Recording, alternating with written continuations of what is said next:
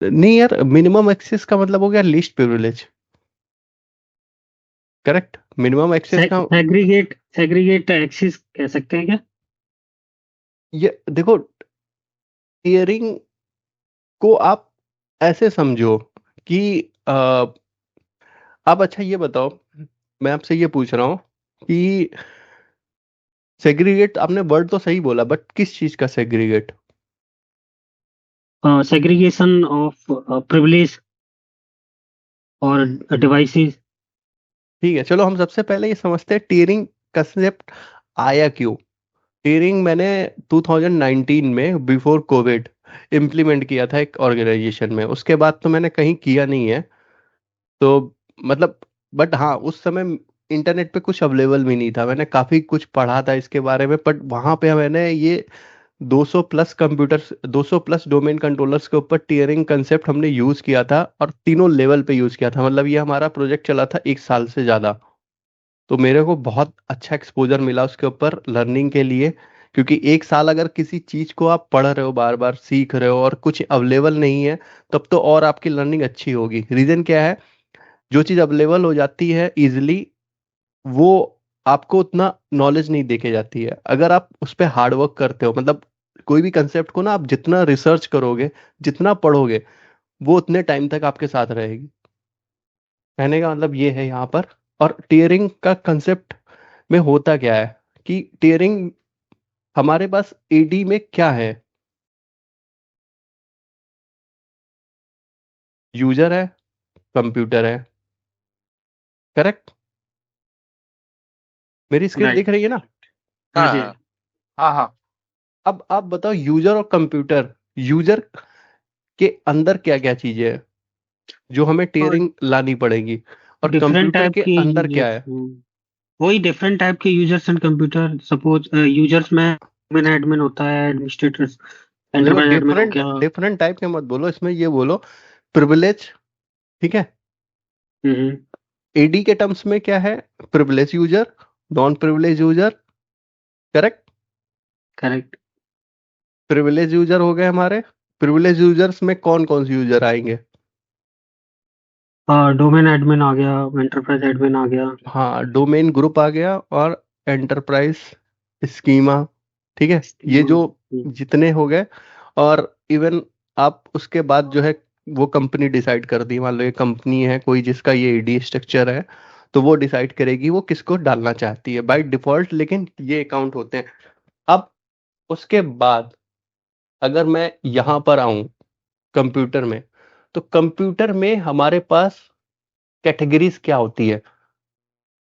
Domain controllers हो गए, domain अलग अलग कंट्रोलर, सब। जो कि सबसे ज्यादा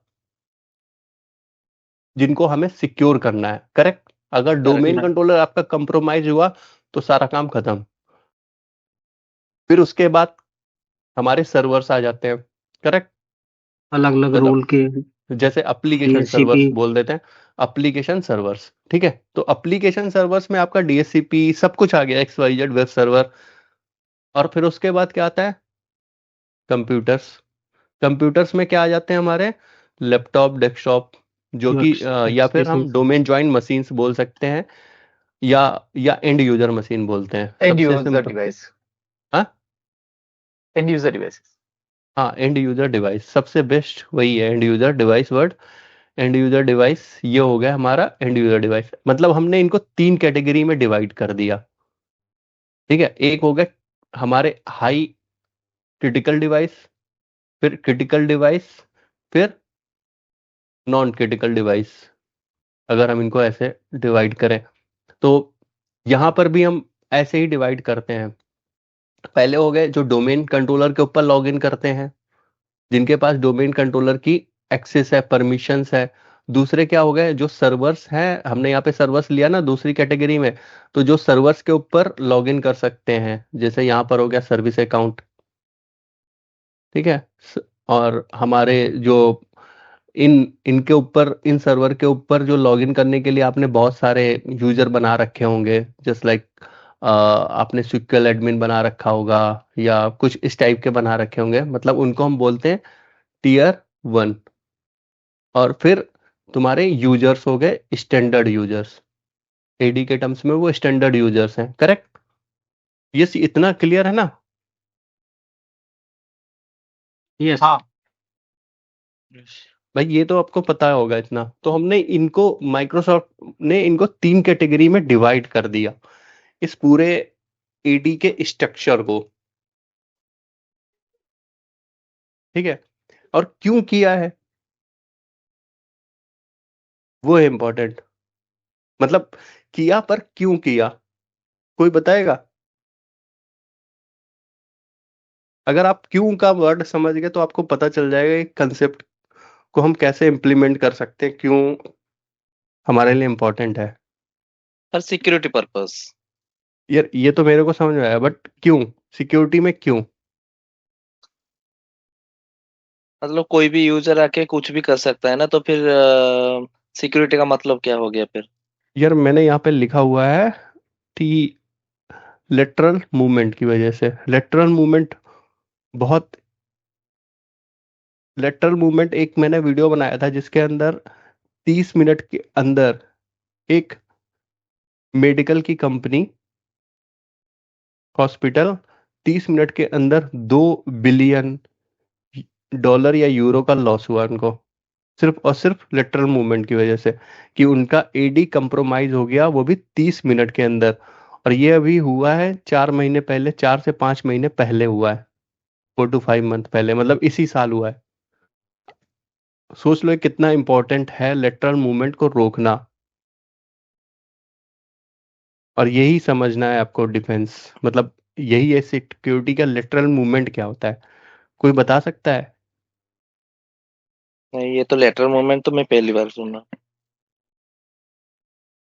अच्छा, कोई नहीं, तो आपने मेरे वीडियो ही नहीं देखे हैं फिर। मैंने तो Sorry। बहुत बार, मैंने तो इतनी बार नहीं। अपने वीडियोस में एक्सप्लेन किया, जीरो ट्रस्ट, आप लेटरल हाँ, movement. Zero, right right, zero trust में आपने बताया था कि अगर किसी कोई हैकर एक सिस्टम को एक्सेस कर लेता है तो वो एक के बाद दूसरे पे, दूसरे के बाद तीसरे पे, ऐसे करके वो आगे बढ़ता करेक्ट, जाता है उस सिस्टम्स को करेक्ट, करते करेक्ट। हुए। लेटरल मूवमेंट का और क्या वो मतलब हॉस्पिटल होता वाला है? भी देखा था सर हमने। हाँ हाँ, तब तो अच्छी बात है, तब तो आपको लेटरल मूवमेंट समझ में आ गया होगा। चलो तब भी हाँ मैं हाँ, बता देता हूँ आगे। लेटरल मूवमेंट, क्योंकि ये समझना, अगर ये देखो, इस पूरी स्लाइड पे सिर्फ एक ही वर्ड लिखा है सिक्योरिटी से, वो ही लेटरल मूवमेंट, ठीक है? तो इसको अगर आप समझ नहीं पाओगे तो आप टेयरिंग का कंसेप्ट ही नहीं समझ पाओगे। और ये इस कंसेप्ट पे ना लोग बहुत, इस वाले चीजों को अवॉइड करने के लिए, आप सोच लो 2 बिलियन यूरो या डॉलर उस कंपनी ने दे दिया, और अगर वो आईटी में खर्च करते तो इतना पैसा, इससे बहुत कम पैसा लगता और सेफ भी रहता उनके लिए, उनका डेटा भी लीक हो गया। तो इसलिए हमारे लिए बहुत जरूरी है लेटरल मूवमेंट को समझना। लेटरल मूवमेंट, मान लो आपका पूरा इन्वायरमेंट ये है आपका एडी रखा हुआ है, यहाँ पर स्विच है,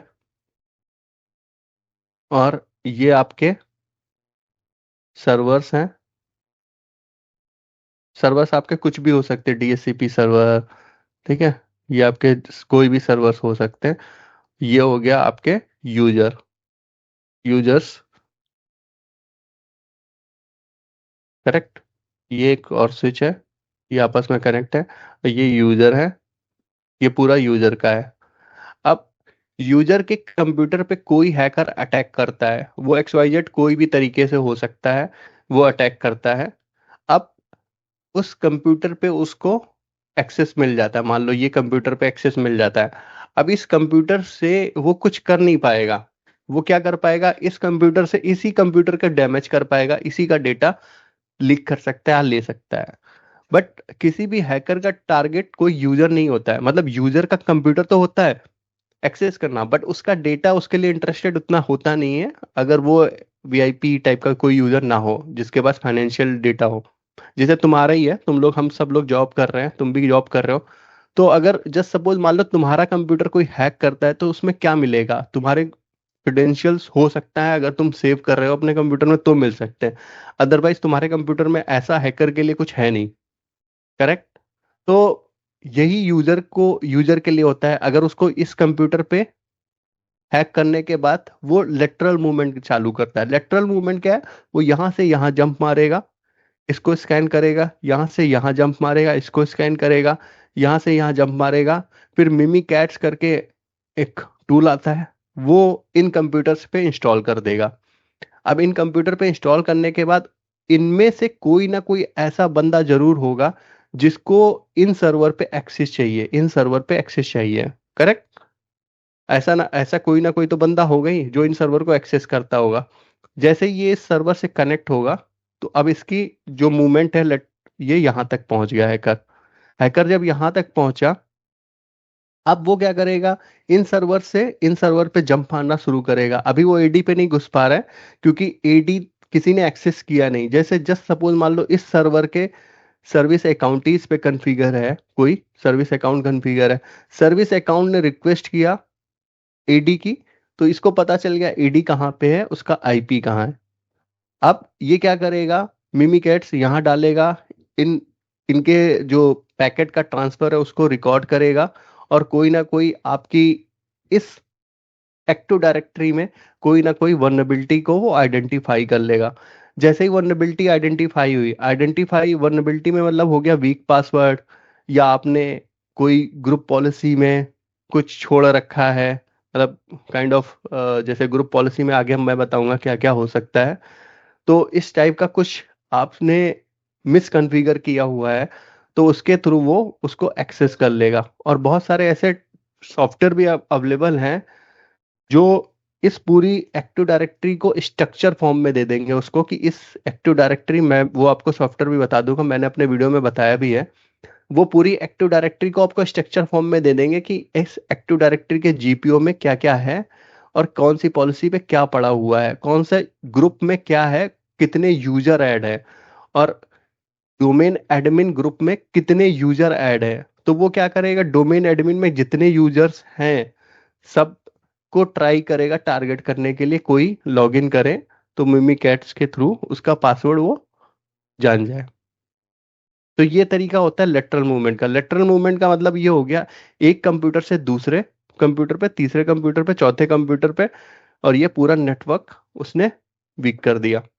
अब वो पूरे नेटवर्क को वीक करने के बाद कुछ भी कर सकता है, कोई भी आपका जो सिक्योर डेटा होगा उसको वो एक्सेस कर लेगा अगर डोमेन पे एक्सेस मिल गया।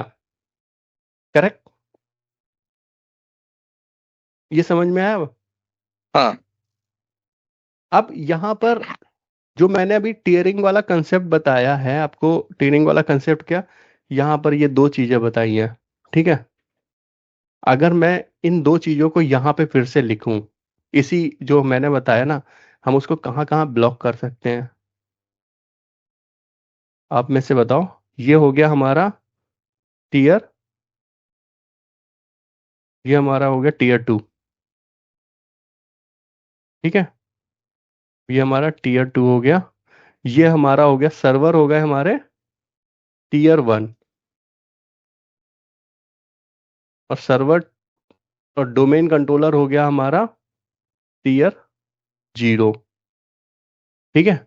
अगर मैं यहाँ पे जो हमने इसका नाम दे दिया हमने कि हाँ कंप्यूटर, अब कंप्यूटर हमने यहाँ पे निकाले थे, ये वाले नीचे वाले कंप्यूटर निकाले थे, इसका मैंने नाम दे दिया टीयर 2। बीच वाले जो सर्वर्स थे इसका नाम दे दिया टीयर 1, और जो डोमेन कंट्रोलर था उसका नाम दे दिया टीयर 0। यही माइक्रोसॉफ्ट ने टीयरिंग कंसेप्ट यूज किया यहाँ पे कि इनको अवॉइड करने के लिए। अब ये क्यों किया? सेगमेंट हमने कर दिया, ये सेगमेंटेशन हो गया कि एक सेगमेंट में ये आ गया, या सेग्रीगेशन भी आप इसको बोल सकते हो। एक सेग्रीगेशन हमने कर दिया, तो एक ये हो गया हमारा, दूसरा ये हो गया, और तीसरा ये हो गया। अब इससे फायदा क्या होगा? अगर मैं यहाँ पर लेटरल मूवमेंट को रोक देता हूँ कि यहाँ से आगे बढ़ ही ना पाए, करेक्ट, लेटरल मूवमेंट यहाँ से आगे बढ़ ही नहीं पाए, तो हमारा काम हो गया। क्योंकि यहाँ पे क्या हो रहा था, ये यूजर एक नॉन स्टैंडर्ड मशीन से, या ये यूजर हमारा स्टैंडर्ड यूजर था, और ये जो मशीन यूज कर रहा था यहाँ पे लैपटॉप, वो इंड यूजर मशीन थी। इंड यूजर मशीन और यूजर दोनों किस में आ रहे थे? हमारे टीयर 2 में, और एक्सेस क्या कर रहे थे? टीयर 1 को। करेक्ट? बोलो भाई, समझ हाँ में आ हाँ रहा है? बोलिए, हाँ हाँ। Yes. तो हमें क्या करना है, हमें यही ब्लॉक करना है कि टीयर 1 वाला, टीयर 2 वाला कोई भी यूजर टीयर 1 पे लॉगिन ना कर सके, एक्सेस ही ना कर सके। और टीयर 1 वाला कोई भी यूजर इसको एक्सेस ना कर सके, टीयर 2, टीयर 0 को। समझ लो, ये है पूरा का पूरा कंसेप्ट इसका, टीयरिंग का। अब वो ये सारा हम करते हैं किसके थ्रू? जीपीओ के थ्रू, ग्रुप पॉलिसी के थ्रू। और जीपीओ के थ्रू ये सारी चीजें हम परफॉर्म करते हैं। और साथ में इसमें आप मतलब अगर इसको और एडिशनल करना चाहते हो तो इसमें आप नेटवर्क को भी ला सकते हो, नेटवर्क प्लस सिक्योरिटी। सिक्योरिटी मतलब यहाँ पर हो गई आपकी फायरवॉल वाली सिक्योरिटी। ठीक है, फायरवॉल, यहाँ पे आपने फायरवॉल लगा दो, जैसे ये मैंने लाइन खींची, यहाँ पे फायरवॉल लगा सकते हो। और यहाँ पे भी एक फायरवॉल लगा सकते हो कि ये आपकी एक फायरवॉल हो गई कि आपका जो टीयर 1 वाले सर्वर और टीयर 0 के बीच में एक फायरवॉल आएगी। और नेटवर्क का यहाँ पे क्या होगा कि ये अलग नेटवर्क हो गया, ये अलग नेटवर्क हो गया, ये अलग नेटवर्क हो गया। ठीक है, तो नेटवर्क के हिसाब से जब आप डिवाइड करते हो तो नेटवर्क सेगमेंटेशन में आपका वीलैन आ जाता है। करेक्ट, वीलैन आ जाता है। तो अब वीलैन में क्या होता है, ये भी लेटरल मूवमेंट को रोक लेता है थोड़ा बहुत। बट अगर कोई यूजर यहाँ से इस VLAN 2 में एक्सेस है उसके पास, तो वो एक्सेस करेगा ही। तो आपको ये ब्लॉक करवाना पड़ेगा नेटवर्क से बोल के।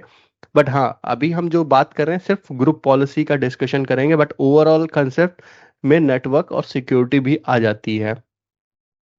ठीक है, बट आपको क्लियर पिक्चर पता होनी चाहिए कि ये ऐसे काम करता है। करेक्ट, समझे भाई? कोई क्वेश्चन किसी का? सर इसकी रिकॉर्डिंग तो आप देते हैं सर, किसके? लाइक ये वाला क्या चीज? सर, जो रिकॉर्डिंग? सैटरडे। हाँ हाँ हाँ, इसकी रिकॉर्डिंग हो रही है, यूट्यूब पे मैं डालता हूँ इसकी सारी वीडियोस की पड़ी हुई है। हाँ सर। अच्छा, कुछ वीडियो कुछ तो पड़े थे, मतलब बाकी तो मैंने नहीं अभी देखे। नहीं नहीं, सारे वीडियोस के पड़े हुए हैं। ठीक है। और अब यहाँ पर ये माइक्रोसॉफ्ट की इमेज है। इस इमेज के हिसाब से देखोगे तो ये हमारे क्या है, कोई बताएगा? टीयर 0। Domain controller. हाँ हाँ, ये हमारे डीसी हो गए। और हो सकता है डीसी के साथ में मेरे को एडी सीए भी लगा, active directory CA. Certificate authority. हाँ, सर्टिफिकेट अथॉरिटी भी हमारे लिए बहुत इंपॉर्टेंट है, क्योंकि ये ही डोमेन कंट्रोलर को सर्टिफिकेट देता है। सर्टिफिकेट अथॉरिटी ही, मतलब ये भी आपका टीयर 0 का सर्वर है। ठीक है, टीयर 0 में इसको आना चाहिए सर्टिफिकेट। और कौन से सर्वर आ सकते हैं? अब और कौन से एप्लीकेशन? ADFS, ADFS। एडीएफएस इतना इम्पोर्टेंट नहीं है। ओके। हाँ, डीएनएस। बट हाँ, अगर आप डालना चाहते हो तो डाल सकते हो। यहाँ पर अपने अपने हाथ में ही है। आगे मैं बताऊंगा वो कौन कौन से सर्वर्स हैं। और अब आते हैं टीयर 1। टीयर 1 के आपके हो गए सिक्वल सर्वर। ठीक है, normal application server. Normal application server, कोई भी, मतलब यहाँ पर एप्लीकेशन सर्वर लिख देते हैं। फाइल सर्वर भी हो सकता है उसमें, डीएचसीपी सर्वर भी हो सकता है, और प्रिंट सर्वर भी हो सकता है। करेक्ट। तो वो कंपनी डिपेंड करता है क्या यूज करती है। यहाँ पर हमारे टीयर 2 में क्या आ गया, हमारे user, normal user, standard user, और उनकी डिवाइस एंड पॉइंट, या फिर आप एंड यूजर लिख दो। करेक्ट, इतना तो क्लियर हो गया।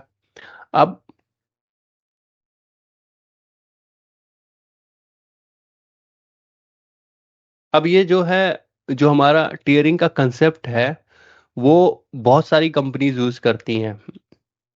और खासकर जो ग्लोबल फॉर्च्यून कंपनीज हैं, जो बड़ी कंपनीज हैं, वो पूरी की पूरी टीयरिंग के कंसेप्ट को यूज करती हैं। रीजन क्या है? क्योंकि ये कंसेप्ट आपको आपकी सिक्योरिटी इनहेंस कर रहा है, जैसा मैंने आपको बताया, सिक्योरिटी इनहेंस कर रहा है। और जो दूसरा सबसे मेजर बेनिफिट ये है कि विदाउट एनी इन्वेस्टमेंट, कोई आपको इन्वेस्टमेंट करना नहीं है, आपका खुद का इंफ्रा है, आपको सिर्फ और सिर्फ ग्रुप पॉलिसीज को मॉडिफाई करना है और अप्लाई करना है, तो आप टीयरिंग के कंसेप्ट को लगा सकते हो। ठीक है। पीयूष, एक क्वेश्चन है कि मान लो कि अगर ये हम कैसे इंश्योर करेंगे कि जो सिक्योरिटी पॉलिसी एक्टिव डायरेक्टरी पे हमारे एनवायरनमेंट पे लगी है, तो वो कैसे पता चलेगा कि हाँ ये पॉलिसी, मतलब ये जो अपना टीयरिंग पॉलिसी है, वो कैसे पता चलेगा? कैसे इसको इंश्योर करेंगे एडी एनवायरनमेंट में? तो वो तो आप टेस्टिंग करोगे ना उसके। मतलब ऐसे कुछ नहीं है क्या कोई जिसका चेक करने के लिए, इन जनरल वे में अगर हम लोग को ही अगर चेक करना है तो अपने ही अगर इस एनवायरनमेंट पे कुछ वैसा? अगर आपको अपने इन्वायरमेंट में चेक करना है, मतलब अगर आप आईटी एडमिन हो या फिर आपको एडी पे एक्सेस है या फिर ग्रुप पॉलिसी पे एक्सेस है, तभी आप चेक कर पाओगे, अदरवाइज आप चेक नहीं कर पाओगे क्योंकि कंसोल का एक्सेस नहीं होगा। दूसरा क्या है, आप टीयर, आप मान लो आपके पास, अगर आपके पास प्रिविलेज अकाउंट नहीं है कोई भी, तो इसका मतलब आपका अकाउंट किस में फॉल होगा, टीयर 2 में फॉल होगा, करेक्ट। हम्म। आपके पास कोई भी प्रिविलेज नहीं है तो आपका अकाउंट टीयर 2 में फॉल होगा, तो आप टीयर 1 को कभी एक्सेस ही नहीं कर पाओगे। मतलब आप सर्विसेज एक्सेस करोगे, बट आप सोचोगे मैं उसका आरडीपी ले लूं या मैं उस पर लॉग इन कर लूं, इवन आरडीपी कंसोल भी आपके पास पॉपअप नहीं आएगा। अच्छा। आप उसकी सर्विसेज एक्सेस करते रहोगे, सर्विसेज सर्विसेज में कोई प्रॉब्लम नहीं आएगी। सर्विसेज पासवर्ड कंप्रोमाइज कैसे हो सकता है हमारा?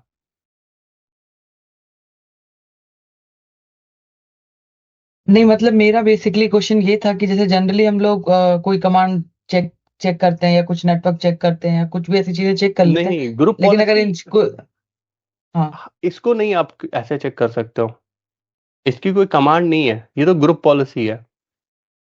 ग्रुप पॉलिसी में आप जीपी रिजल्ट के थ्रू आप ये देख सकते हो कि उसका naming convention, but GP result भी आप, जीपी रिजल्ट अगर आप में से कोई आंसर बताएगा ना, जीपी रिजल्ट अगर हम एक normal user, standard user run करता है अपने कंप्यूटर में, तो उसको क्या दिखेगा?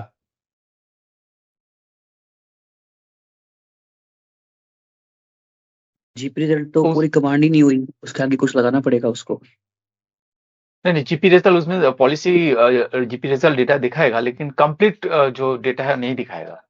हाँ एग्जैक्टली, मतलब वो आप सही कह रहे हो, आगे कुछ लगाना पड़ेगा।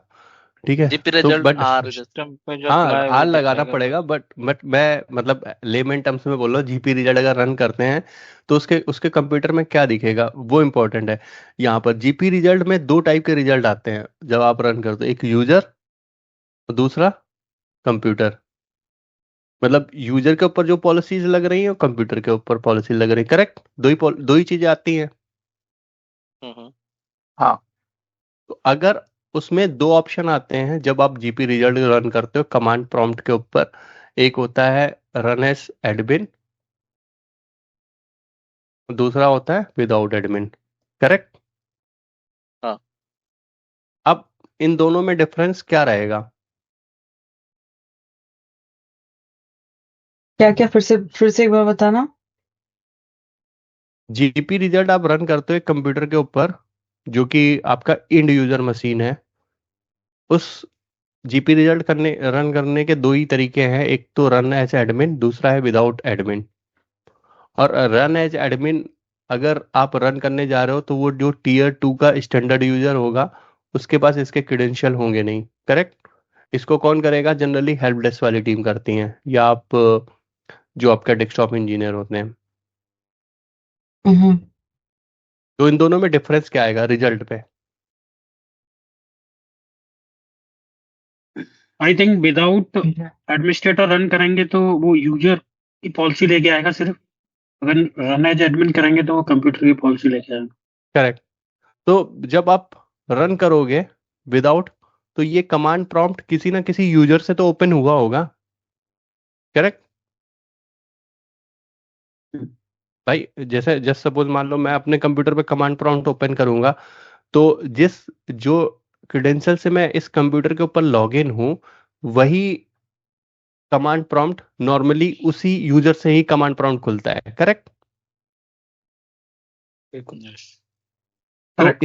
इसके ऊपर जो जब ये जीपी रिजल्ट रन करेगा, तो जिस डेस्कटॉप से जिस जिस यूजर से ये डेस्कटॉप पे लॉगिन हुआ है या कंप्यूटर पे लॉगिन हुआ है, उसी का ये यूजर का रिजल्ट दे देगा बस, करेक्ट? अगर ये एडमिन से रन करेगा, तब ये देगा आपको यूजर प्लस कंप्यूटर की पूरी इंफॉर्मेशन देगा। तो ये फर्क हो जाता है। तो नॉर्मल यूजर कभी जीपी रिजल्ट रन ही नहीं कर सकता है, उसको मतलब एग्जैक्टली वो पूरी पिक्चर मिलेगी नहीं। और इसलिए हमेशा जीपी रिजल्ट आप रन एज एडमिन ही करते हो। आप लोग अगर करते होगे तो रन एज एडमिन ही करते होगे। हाँ जी। नहीं करते हो तो ट्राई करना।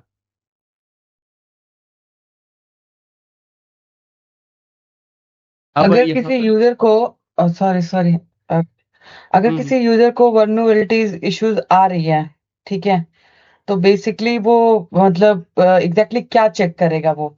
दिस पार्ट ये अपना कौन सा ये वर्ड आपने बताया था अभी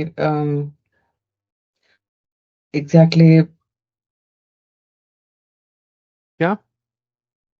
अगर किसी को वर्नरेबिलिटीज इश्यूज आ रही है अगर बाय द वे, तो ये हाँ, अगर किसी यूजर को, क्योंकि मुझे टिकट याद है कि कस्टमर को वर्नरेबिलिटीज इशू आई थी, बट उसका मतलब उसमें क्या क्या चीजें चेक कर सकते हैं? मतलब ये लिटिल मूवमेंट की वजह से आया होगा, ये कैसे पता करें क्या क्या चीजें हैं इसमें? मैम लेटरल मूवमेंट अगर होगा एनवायरनमेंट में, वो किसी को नहीं पता चलेगा, सिर्फ और सिर्फ नेटवर्क टीम को पता चल सकता है, क्योंकि वो नेटवर्क को मॉनिटर कर रहे हैं। ईडी टीम को पता चल सकता है अगर वो ईडी के लॉग्स मॉनिटर कर रहे हैं। एडी टीम सिम को sir generally AD team generally domain controller को मॉनिटर करती है, ठीक है? तो डोमेन कंट्रोलर के ऊपर जब लॉक्स बनेंगे तब उनको पता चलेगा। या फिर सिक्योरिटी टीम को पता चल कर सकता है। सिक्योरिटी कौन है? जो नेटवर्क सिक्योरिटी मैनेज कर रही है। ये दो टीमों को पता चल सकता है। और तीसरी टीम, चौथी टीम आपकी ये हो सकती है अगर उस एनवायरनमेंट में है, end user security. End user security team जिसके पास जैसे होता है माइक्रोसॉफ्ट डिफेंडर और या वल्नरेबिलिटी स्कैनर उनके पास है, तो वो पता कर सकते हैं, क्योंकि वो पूरा का पूरा नेटवर्क कैप्चर करते हैं कि नेटवर्क में क्या मूवमेंट हो रही है। एडी पे क्या कौन सा लॉग जनरेट होगा? एडी पे आपको देखो, यहाँ पे कोई ऐसा स्पेशल लॉग जनरेट नहीं होता है। एडी पे आपको बस खाली ये देखने हैं कि एक कंप्यूटर से या एक डिवाइस से, एक ये सर्वर से मल्टीपल अटेम्प्ट लॉगिन तो नहीं हो रहा है, अनएक्सपेक्टेड लॉगिन तो नहीं हो रहा है, करेक्ट? वो देखना होगा आपको। मतलब अगर सिनेरियो जैसे कि दे सकते हो? हाँ, सिनेरियो जैसे हो गया, देखो लिटरल मोमेंट में क्या होता है, कोई भी हैकर होता है उसके पास पासवर्ड नहीं है, एग्जैक्ट पासवर्ड नहीं है। वो मल्टीपल टाइम ट्राई करेगा, कैप्चर करेगा नेटवर्क से, और फिर पासवर्ड को ट्राई करेगा हिट करने के लिए। अब आपके पास कर्बरोस यहाँ पर जो लॉगिन के हिट बन के आ रहे हैं, ठीक है, सिक्योरिटी लॉक्स जो बन के आ रहे हैं डोमेन कंट्रोलर के ऊपर, तो वो पर्टिकुलर यूजर के नाम से आते हैं, किस यूजर ने कब ट्राई किया, कितनी बार लॉगिन। हाँ। अगर आपके पास, आप अगर उन लॉग्स को मॉनिटर कर रहे हो, जैसे आपके पास सिम टूल है, SIM सिम टूल में जैसे आता है, स्प्लंक आ गया, सेंटिनल आ गया, ये टूल है।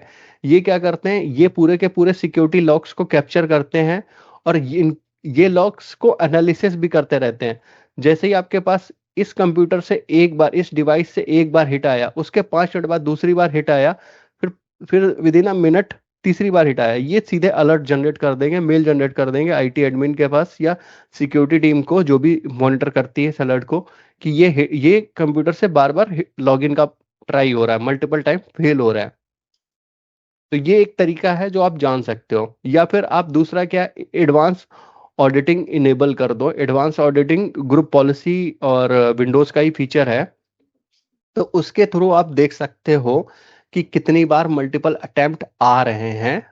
इवन आपको विंडोज इवेंट व्यूअर में दिखता है, बट उसको देखना थोड़ा सा टफ है। विंडोज इवेंट व्यूअर आपने देखा होगा, उसको देखना थोड़ा सा मुश्किल रहता है कि उसको आप उसमें कोई ऐसी मैकेनिज्म है नहीं कि आप उस पे कॉन्फ़िगर कर सको या वो ऑटोमेट आपको नोटिफाई कर सके, और दिन भर कोई बैठ के उसको देख नहीं सकता है इवेंट व्यूअर को, करेक्ट?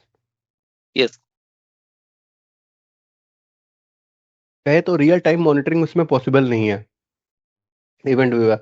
तो आपको सेंटिनल या स्प्लंक इस टाइप के टूल यूज करने पड़ेंगे। अगर आप इस टाइप के टूल यूज नहीं कर रहे हो तो एडवांस ऑडिटिंग आप इनेबल कर सकते हो ग्रुप पॉलिसी के थ्रू। तो वो आपके सिक्योरिटी इवेंट को मॉनिटर करेगी, सिक्योरिटी इवेंट को मॉनिटर करेगी, पर तब भी वो आपको नोटिफाई करने के लिए आप उसको स्क्रिप्ट स्क्रिप्ट लगा के फिर नोटिफाई कर सकते हो, बट वो लंबा प्रोसेस है।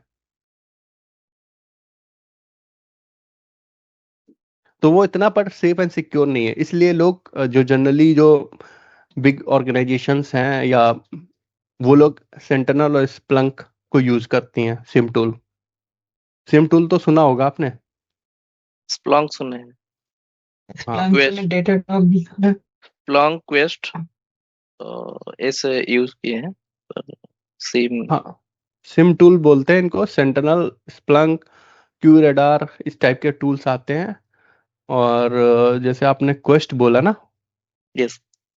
हाँ क्वेस्ट का भी आता होगा, क्वेस्ट आता है। और भी बहुत सारी कंपनीज बनाती हैं, बट जो फेमस हैं, जो बड़े प्लेयर हैं, वो स्प्लंक, सेंटिनल है। ठीक है, तो इनका काम क्या होता है, इनके ऊपर आप अलर्ट कॉन्फ़िगर कर सकते हो। हाँ, मल्टीपल टाइम लॉगिन आ रहा है तो ये इवेंट कैप्चर करेंगे, इवेंट 1048, एक एग्जांपल लेता हूँ, इवेंट आईडी इसको देखा इन्होंने, हाँ ये बार बार आ रहा है, तो आपको नोटिफाई कर देंगे कि ये इवेंट आ रहा है, और इसका डिस्क्रिप्शन भी दे देंगे जो भी आप पहले से प्री डिफाइन करोगे, या जो इवेंट व्यूअर में आ रहा है डिस्क्रिप्शन वो भी दे देंगे। ये आपको तुरंत मेल पे नोटिफाई कर देंगे, फोन पे भी नोटिफाई कर देंगे, मैसेज भी कर देंगे, वॉटेवर, मतलब ये सारी फंक्शनैलिटी इनके पास है, इन टूल्स के पास। और आप पास्ट के इसके अलर्ट भी दे सकते हो, किस टाइम पे कितने अलर्ट आ रहे हैं। तो काइंड ऑफ ये आपको पूरी डिटेल हिस्ट्री बना के दे देंगे कि इस डिवाइस के ऊपर हुआ क्या है। तो यही एक तरीका है। दूसरा जो मैंने बताया, एडवांस ऑडिटिंग के थ्रू आप कर सकते हो। एडवांस ऑडिटिंग वो इतना, मतलब पहले वो रिकमेंडेशन में था, अब लेकिन टेक्नोलॉजीज जैसे जैसे चेंज हो रही हैं, नए नए टूल्स आ गए हैं, तो माइक्रोसॉफ्ट भी रिकमेंडेड करता है कि सेंटिनल यूज करो, वो माइक्रोसॉफ्ट का खुद का ये टूल है। तो यहाँ पर ये चीज आपको क्लियर हो गई है जो मैं बता रहा था। अब किसी का कोई क्वेश्चन? इस पे नहीं। ठीक है, इस वाली स्लाइड पर नहीं है ना कोई क्वेश्चन? नहीं। तो यहाँ पर जो हमारी जो ऑपरेशनल बेनिफिट है, सिक्योरिटी बेनिफिट है, वो है लेटरल मूवमेंट का। ठीक है, लेटरल मूवमेंट का। मतलब ये जाने नहीं, पर एक बार गो थ्रू कर लेंगे डिटेल्स पे, तो मे भी बाद में आ सकता है क्वेश्चन। हाँ, लिटरल मूवमेंट में वही है कि हम रिस्ट्रिक्ट कर देंगे कि एक टीयर से दूसरे टीयर पे कोई मूवमेंट ना हो पाए। मूवमेंट क्या, काइंड ऑफ मूवमेंट यहाँ पर movement. One doubt Piyush, 1 minute sorry. मान लो tier tier 2, tier 0, tier 1, tier 2। Tier 2 हो गया हमारा एंड यूजर, राइट। मान लो कोई हैकर आके लॉगिन कर लिया टीयर 2 पे। टीयर 2 पे जितने भी सारे कंप्यूटर है, तो वो मतलब लॉगिन करते करते वो चला गया टीयर 1 पे, और 1 पे जाके टीयर 0 पर चला गया, राइट। तो जानने के बाद तो उनको एडी का भी पासवर्ड और यूजर आईडी और पासवर्ड भी उनको मिल गया ना, तो वो कुछ भी कर सकता है, राइट। हाँ हाँ, तो उस सिनेरियो पे तो वो उसको ब्लॉक तो नहीं कर सकते हैं। तो अगर उनके पास एडी का आईडी पासवर्ड अगर हुआ होगा, तो वो तो कुछ भी कर सकता है ना। तो हाँ हाँ। अब तो यार वो यही कौन। देख लो, मैं हाँ। एक सा एग्जांपल बता रहा हूँ। अब जैसे तुम्हारा मान लो टीयर 0 पे हमारा, अगर हम रियल पॉलिटिक्स में जाएं तो हमारा टीयर 0 पे ट्रम्प आ गया। ठीक है, मतलब अगर ये यूएस गवर्नमेंट का पूरा इन्वायरमेंट मान लो, तो ट्रम्प आ गया, सबसे पावरफुल वही है, प्रेसिडेंट है। अब वो कुछ भी कर रहा है, कोई भी किसी भी कंट्री के ऊपर या किसी भी सारी कंट्रीज मान लो टीयर 1 में आ जाती हैं, हम छोटी कंट्रीज जैसे इंडिया हो गई, ये हो गई, तो अब वो कोई भी पॉलिसी लगा दे रहा है हम पे, हम कुछ नहीं कर पा रहे हैं।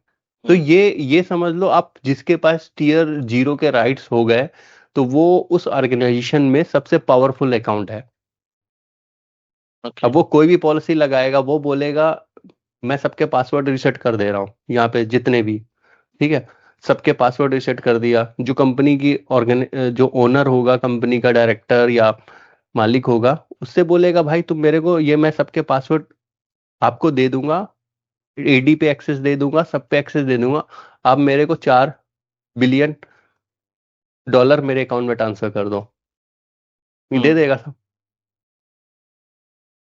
और मतलब जो यहाँ पर जो एक्सेस ली जाती है वो डेटा के लिए ली जाती है, करेक्ट। इस कंपनी का कुछ ना कुछ तो डेटा होगा, हो सकता है यही एप्लीकेशन हो, इसका इंपॉर्टेंट एप्लीकेशन हो। मान लो ये हॉस्पिटल है, तो हॉस्पिटल के पास क्या है, लोगों का पर्सनल डेटा है, पर्सनल हिस्ट्री है, ट्रांजेक्शन है, ठीक है। तो हैकर का काम क्या होगा, एडी पे गया, फिर उस एडी से इस वाले एप्लीकेशन को एक्सेस कर लिया जिसके पास हॉस्पिटल की पूरी इंफॉर्मेशन है, उसने सबके पासवर्ड रिसेट कर दिया अपने हिसाब से, एडी के हिसाब से, और सबको बोल दिया कि भाई तुम तभी लॉगिन कर सकते हो जब मेरे को पैसा दोगे।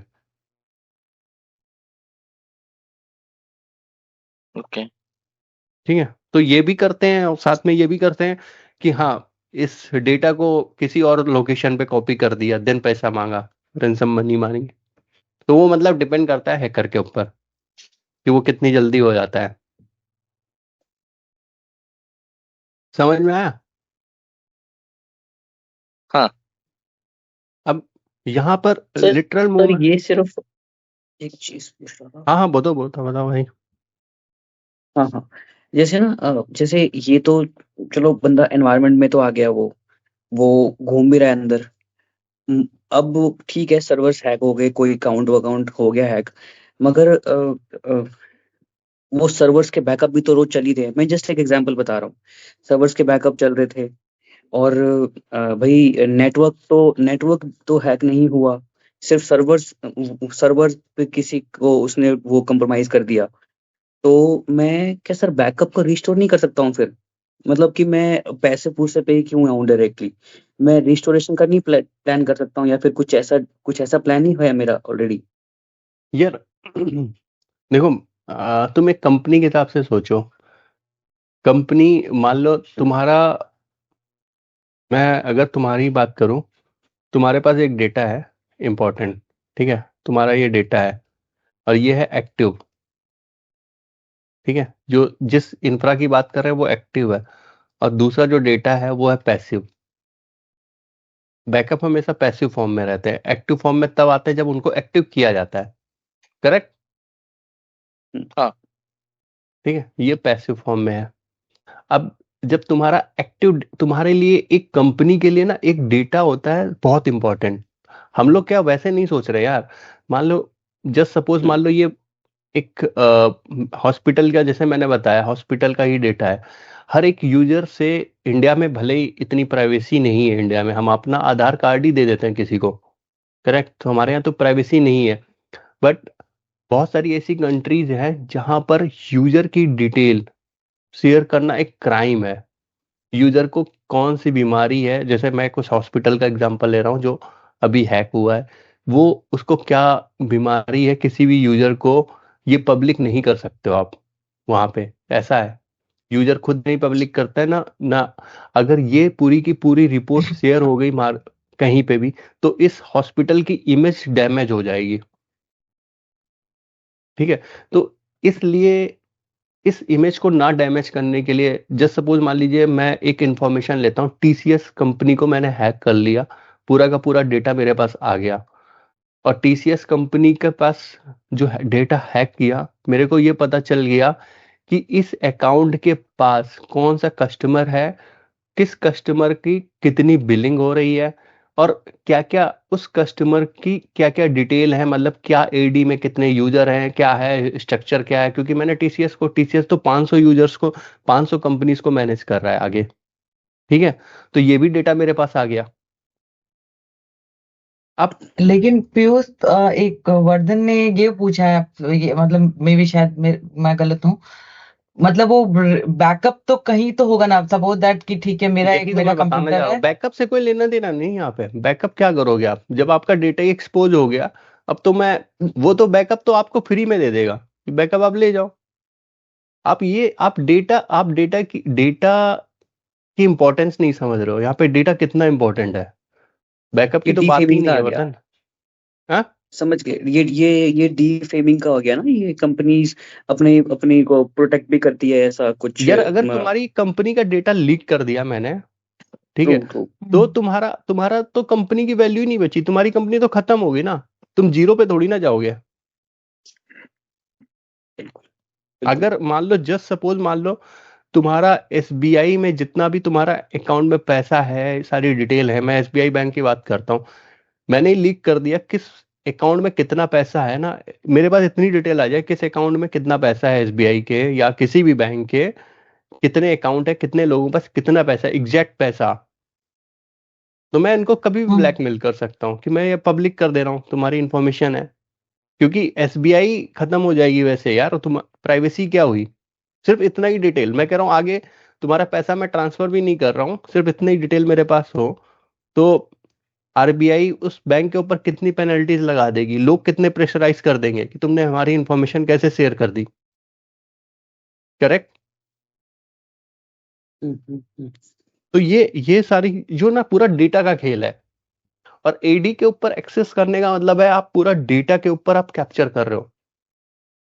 और डेटा यहाँ पे सबसे ज्यादा जो खर्चा एक्सपेंसेस किए जाते हैं ऑर्गेनाइजेशन के ऊपर, वो डेटा के लिए कर किए जाते हैं। और एक कंपनी, आप ऐसे सोचो, एक कंपनी काम क्या कर रही है?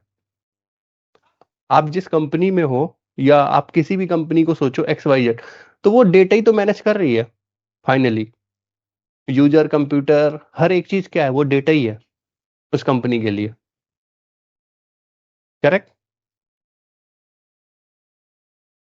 ये भी एक नहीं, जैसे कि अगर ये चीजें रिस्टोर नहीं हुआ, अब ठीक अगर है वो आप चला रिस्टोर गया। करने जाते हो यहाँ पे, हाँ, मैं आपके क्वेश्चन का भी, रिस्टोर करने का कोई फायदा नहीं है, क्योंकि ये पूरा जो डेटा है ना, वो हैकर के हाथ में लग चुका है। आप कंपनी को वापस लाके, ठीक है, और वापस लाओगे कैसे? क्योंकि जो रिस्टोर करने के लिए जो आपके पास पासवर्ड होंगे, जो इस मान लो इसमें आपने पुराना पासवर्ड है आपका, बट वो हम्म रिस्टोर होगा नहीं एक्चुअल नेटवर्क के ऊपर आके। एक्चुअल नेटवर्क में उसने, आप ये मान लो आपने डोमेन कंट्रोलर है आपके पास, जस्ट सपोज मान लो आपने एक दिन पहले का बैकअप लिया इसमें, वन वन डे का, ठीक है।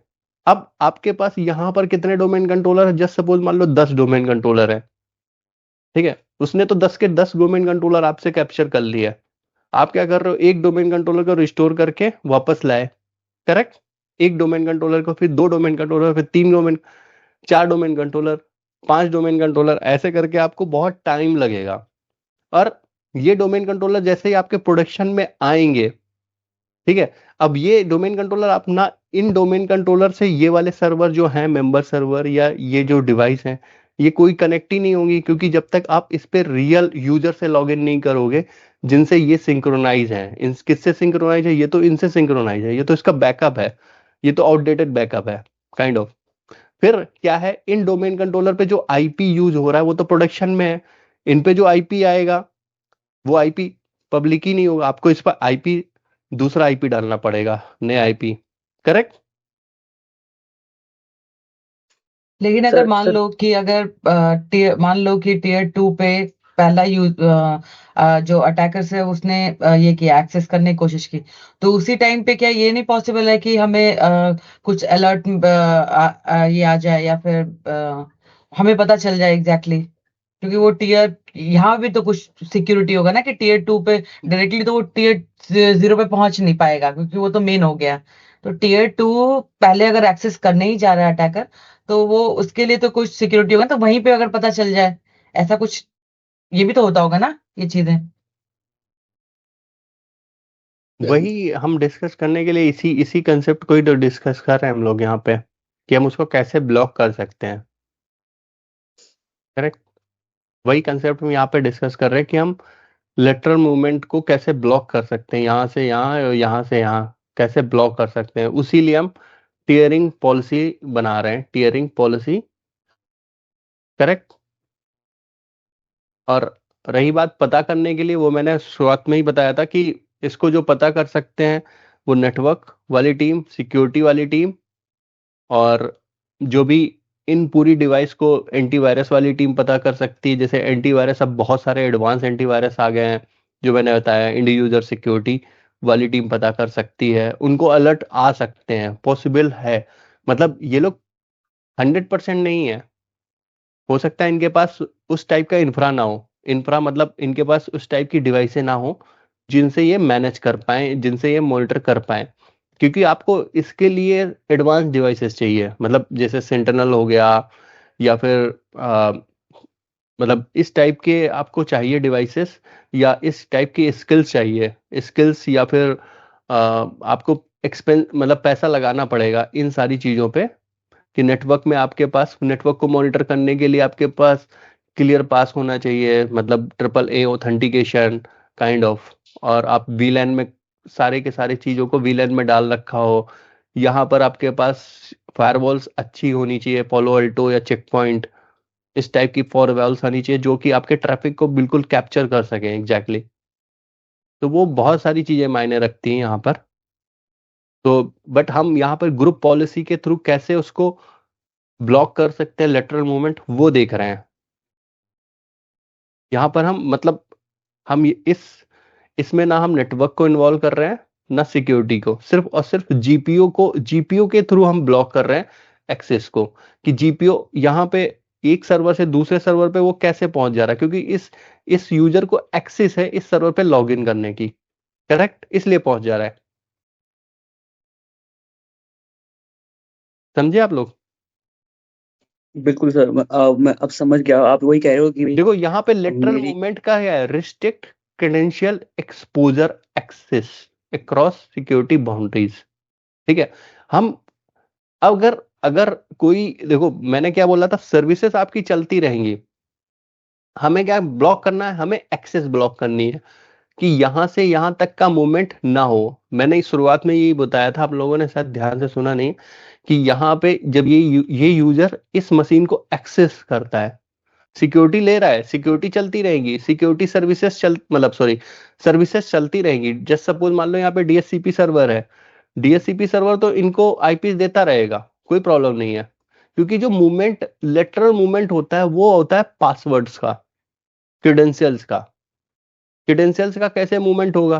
क्रेडेंशियल जब यहां से, या तो क्रेडेंशियल्स डाला जाए यहाँ पे, या यहाँ से ये क्रेडेंशियल्स यहाँ शेयर किया जाए, मतलब कोई ना कोई क्रेडेंशियल्स का मूवमेंट होगा, तभी लेटरल मूवमेंट कैप्चर किया जाए, मतलब हैकर उस मूवमेंट को कैप्चर करेगा और उससे अपना जो भी उसको पासवर्ड निकालने हैं मिमीकैट्स के थ्रू।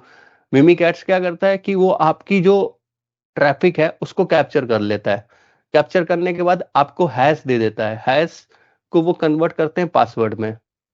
अब वो एग्जैक्टली कन्वर्ट होती हैं, कभी नहीं होती हैं, डिपेंड करता है ये आपका पासवर्ड कितना स्ट्रांग है, उतनी बड़ी हैश होगी। जितना पासवर्ड स्ट्रांग होगा उतनी बड़ी हैश होगी, और उतनी हैश को कन्वर्ट करने में पासवर्ड में बहुत टाइम लगता है। ठीक है। तो इसलिए हर कंपनी कहती कि स्ट्रांग पासवर्ड डालो, जितना स्ट्रांग पासवर्ड होगा उसका हैश उतना बड़ा होगा। तो अब मिमीकैट्स क्या है, हजारों हैश कैप्चर करता है, फिर उसको उसमें पासवर्ड में कन्वर्ट करता है। वो टाइम टेकिंग प्रोसेस है। अगर सिंपल पासवर्ड है तो जल्दी हो जाएगा, अगर आपका बहुत हैश बड़ी है तो उसको उतना टाइम लगेगा कन्वर्ट करने में पासवर्ड में। तो यहाँ पर क्या है, अगर आपका ये डीएचसीपी डोरा प्रोसेस हो रहा है, यहाँ पे जस्ट सपोज मान लो डोरा प्रोसेस हो रहा है, ठीक है, तो डोरा प्रोसेस के अंदर कोई पासवर्ड का मूवमेंट तो है नहीं ना, वो तो सीधे फंक्शनलिटी है। वो 63 पैकेट जनरेट होगा, मतलब पोर्ट नंबर 67 पे जो पैकेट जनरेट होगा वो यहाँ से यहाँ पे मूवमेंट हो रहा है, उसको आईपी देगा, उसको हैकर को कोई दिक्कत ही नहीं है उसमें, ना उसको कैप्चर करके उसको कोई इंफॉर्मेशन मिलेगी, करेक्ट। अगर हाँ, जैसे ही ये वाला यूजर डीएचसीपी के ऊपर लॉगिन करने जाएगा, तो इसको क्या चाहिए, लॉगिन क्रेडेंशियल, यहां से यहाँ पे जंप करने के लिए, तो ये इसको कैप्चर करेगा, करेक्ट। तो इसको कैप्चर करने के लिए हो सकता है मिमीकैट्स यूज करे, या इस कंप्यूटर के ऊपर उसने, अगर उसको लेटरल मूवमेंट के थ्रू इस कंप्यूटर पे एक्सेस ही मिल गई है, तो उसके लिए तो बहुत ईजी है, बहुत सारे की लॉगर टाइप का टूल यूज इंस्टॉल ही कर देगा। की लॉगर में कीबोर्ड से जो भी इनपुट जाएगा उसको पता चल जाएगा क्या इनपुट गया। ठीक है।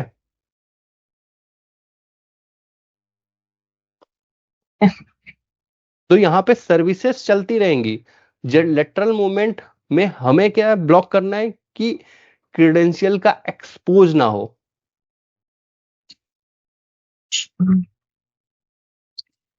करेक्ट। करेक्ट, बिल्कुल। तो पीयूष, अगर मैं सही समझाऊं सो लेटरल मूवमेंट में, तो टीयरिंग मॉडल में क्या हो रहा है कि सपोज एक यूजर है राम करके, और वो टीयर 2 पे लॉग इन कर रहा है। तो अगर उसका पासवर्ड एक्सपोज भी हो जाता, उसका क्रेडेंशियल एक्सपोज भी हो जाता है, तो वो टीयर 2 से आगे बढ़ ही नहीं पाएगा, क्योंकि उसको टीयर 1 पे एक्सेस ही नहीं है। राइट। देखो, आपका कहना सही है, बट एक्सपोज ही क्यों करना है? यहाँ पर नहीं आप कह रहे हो कि नहीं, यहाँ मेरा, पर एक यूजर है, आप ये कह रहे हो यहाँ पर एक यूजर है राम। हाँ मैं कह रहा हूँ टीयर 2 में एक यूजर है राम, उसका किसी तरह से पासवर्ड एक्सपोज भी हो जाता है, तो वो आगे नहीं बढ़ पाएगा वो इस वाले टीयर से हाँ, अगर दूसरे टीयर टीयर में 2 जा ही में नहीं मान लो पाएगा। राम का पासवर्ड एक्सपोज हो जाता है, राम कभी टीयर 1 पे लॉग इन ही नहीं करता है। ठीक है। हम्म। तो यहां से तो ये आगे जा ही नहीं पाएगा, मतलब ये हैकर के पास राम का पासवर्ड है, जा ही नहीं पाएगा। तो वो क्या करेगा, ये मान लो दूसरे यूजर की श्याम की मशीन है, ये जो है आ, आप में से संबित की मशीन है, संबित जो है आईटी एडमिन है यहाँ पे। ठीक है। अब संबित के पास भी तो नॉर्मल लैपटॉप होगा। करेक्ट। अब क्या हो गया कि वो यहाँ पे आया, फिर यहाँ से आया, फिर यहाँ पे संबित की मशीन पे आया। अगर संबित यहाँ अपने कंप्यूटर से डायरेक्टली, ठीक है, यहाँ के डीएचसीपी सर्वर को एक्सेस करता है, तो भाई यूजर तो इसको एक्सेस कर ही ले, मतलब हैकर को पता चल गया, अटैकर को पता चल गया कि संबित ने किस मशीन को आरडीपी लिया है अपने कंप्यूटर से। ठीक है। इसको अवॉइड करने के लिए बहुत सारे और भी तरीके हैं, बहुत सारी कंपनी यूज करती हैं कि पहले जंप सर्वर यूज करती हैं, फिर उसके बाद जंप सर्वर से आरडीपी होता है डीएचसीपी सर्वर का। तो ये एक हो सकता है, इस तरीके से आप थोड़ा सा इसको सिक्योर कर सको कि फिर वो हैकर क्या करेगा, फिर जंप सर्वर को ट्राई करेगा एक्सेस करने के लिए। फिर जंप सर्वर से वो कुछ टाइम लगेगा उसको जंप सर्वर से डीएचसीपी पे जाने के लिए, मतलब ये थोड़ा सा आप उसको ब्लॉक कर सकते हो कुछ मोमेंट के लिए। बट हाँ, डिपेंड करता है हैकर कैसा है, एडवांस है या मतलब कैसा है स्किल, उसकी भी स्किल्स के ऊपर डिपेंड करता है कि वो कैसे आज उसको आगे एक्सेस करता है। आजकल तो पॉ सर्वर करके एक यूज होता है जंप क्या बॉक्स चीज? की जगह पर, एक पीएडब्ल्यू करके सर्वर यूज करते हैं हाँ हाँ, आजकल। वो भी मैं बताता हूँ, वो आगे चल के बताऊंगा। ओके। अभी देखो यहाँ पर आप जंप सर्वर, पहले क्या होता था, पहले इतनी हैकिंग नहीं होती थी 2019 से पहले, 2019 या 2020 मान लो, क्योंकि जब कोविड से पहले थी तब एक अलग एनवायरनमेंट था कि आपका पूरा सब कुछ फायरवॉल के अंदर था। एक यूजर को अंदर घुसने में बहुत मेहनत करनी पड़ती थी, क्योंकि ये जो टीयर 2 वाले हैं ये सारे के सारे ऑफिस जाके लॉग इन करते थे। अब क्या है, जब से ये आपका कोविड के बाद आया तो कहीं से भी कोई लॉग इन कर रहा है। करेक्ट। हाइब्रिड एनवायरनमेंट जो हो गया, हाइब्रिड बोले तो वर्क फ्रॉम होम जो कल्चर हो गया है, अब उसमें कोई भी कहीं से भी लॉग इन कर रहा है, तो आपकी मशीन ज्यादा एक्सपोज हो रही है इंटरनेट पे। राम की मशीन दिन भर इंटरनेट पे रहती क्योंकि ये घर पे रहता है, अपने वाईफाई से कनेक्ट है, तो इसकी मशीन अब एक्सपोज हो रही वाईफाई से। तो अब क्या है, यहाँ पर प्रिविलेज एक्सेस वर्क स्टेशन करके कंसेप्ट आया, पैम आया, पैम भी आया, प्रिविलेज एक्सेस मैनेजमेंट, पिम भी आया।